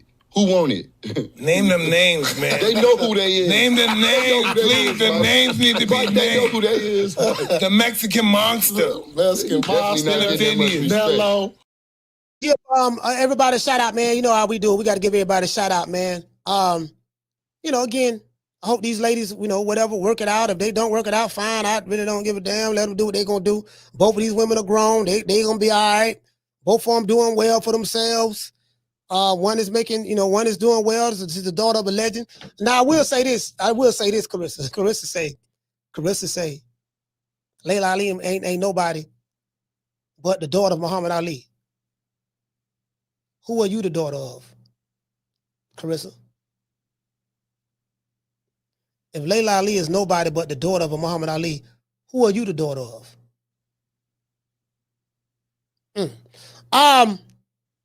Shout out to the Tiger. Okay. Shout out to the RN Loves Boxing. Okay. Say it with your chest. Okay. Shout out to Flex. Okay. Mr. Hightower. Okay. Shout out to DNC 402. Okay. Shout out to Derek. Okay. Shout out to let's see. Shout out to Black Man Rider. Salute, brother. Okay. Shout out to Donald Banks. Okay. Shout out to Mike MVP. Okay. Let's give the Cash Appers Super Chatters a round of applause.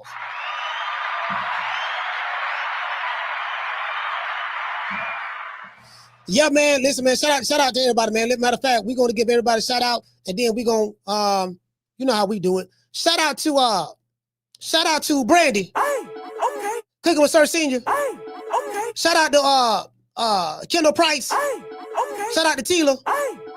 Shout out to MAW. Okay. Come back. Okay. Shout out to Miss Lady T. Okay. Shout out to WMS. Okay. Trey, what's going on, brother? Okay. Shout out to Shaw Cool Hands. Okay. F Society. Okay. Shout out to Flex BK. Let's give a shout out to some of the callers, man. Shout out to we got Karen from Omaha. Okay. Martin from Oaktown. Okay. Wookie Wook from Maine. Okay. Jamie from New York. Okay. Shout out to Dynasty. Salute. Okay. Shout out to Sheila from Houston, 3 times. Okay. D. Smith from Cleveland. Okay. Allie from Maryland. Okay. Shout out to Miss J from Arkansas. Okay. ZX from Philly. Okay. Shout out to Yarmus from Brooklyn. Okay. Shout out to Enoch, Israel from Detroit. Detroit, stand up. Okay. Let's give the callers a round of applause.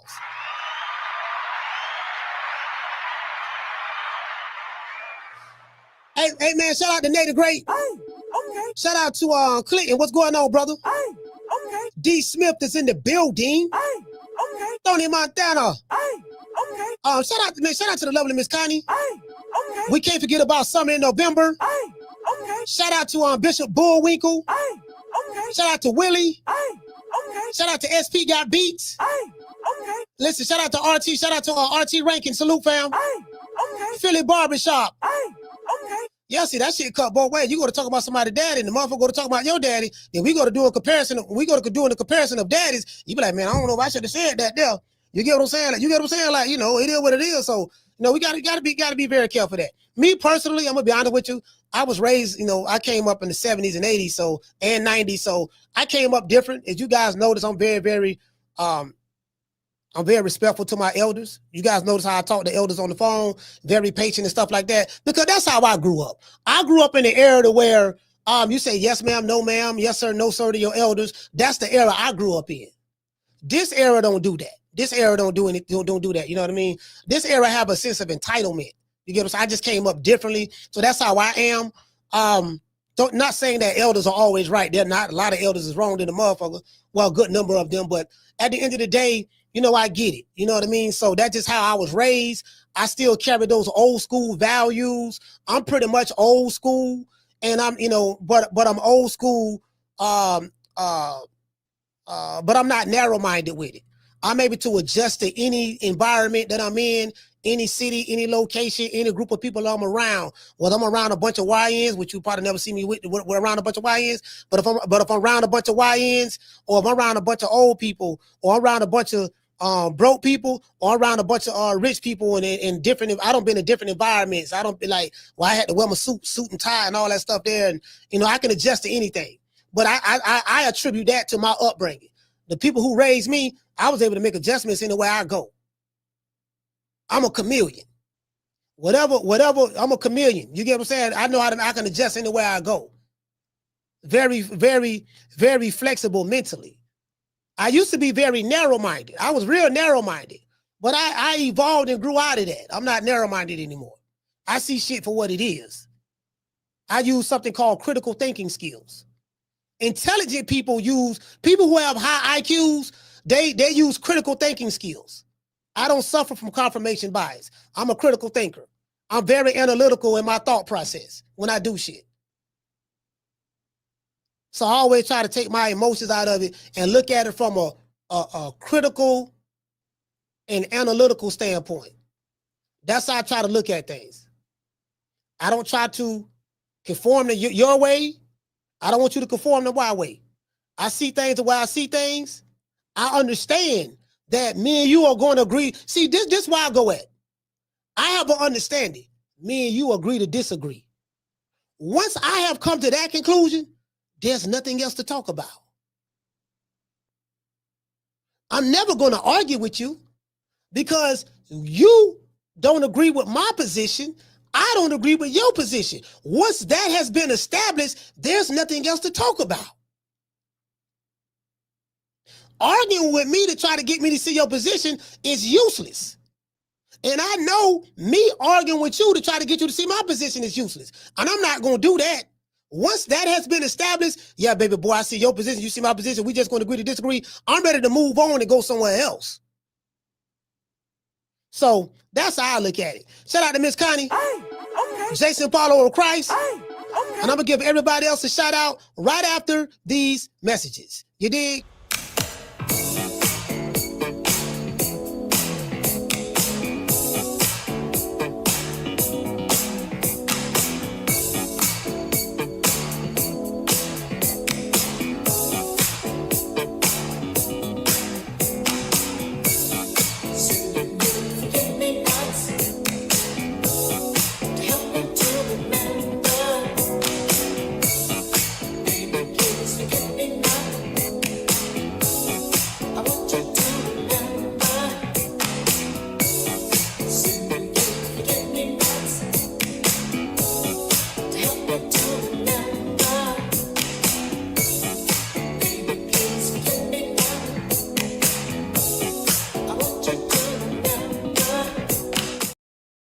Yeah, man, that just, listen, that's how I pretty much get along with a lot of people. Because I observe people. I'm very, very observative. When I'm around people, I observe a lot. And I pretty much understand, okay, all right, I see their position, So I already know, especially if someone feels very strong about a subject matter. If you feel very strong about something, that's a recipe for an argument because I'm strong and I got a strong character. Like I'm a strong character individual. I'm a strong character. Shout out to that 90s chick as well. I'm a strong character individual. And a lot of times when I'm around people, I'll humble myself because I know I have a dominant character. So I'll humble myself just to keep, you know what I mean? Just so it don't be no flare-ups. I had to learn it. I had to learn that. I used to be very combative growing up. I was very combative growing up. I'm not combative anymore. When I was like more militant and stuff like that, I was real combative. You get what I'm saying? Very, very. Now I'm not. Now I'm like, okay. I'm like what Bruce Lee say? He say, become water, my friend. Like this is a cup. I'm not interested in the cup. I'm interested in the water that's in the cup. And whatever shape this cup is, the water takes the form of the cup. So if the cup is in a circular motion and have different grooves on the inside, the water conforms to it. It doesn't fight it. I'm going to just flow with it, keep everything non-confrontational because I am very confrontational, but I know how not to be confrontational when I want to. Go ahead and conform with it, keep the peace and keep it moving. I ain't going to agree with what the fuck you saying, but that's what it is. That's how I stay all right with people. How I stay all right with people, once it's established that we don't see eye to eye on a certain particular subject matter, I'm not going to argue and fight with you about it.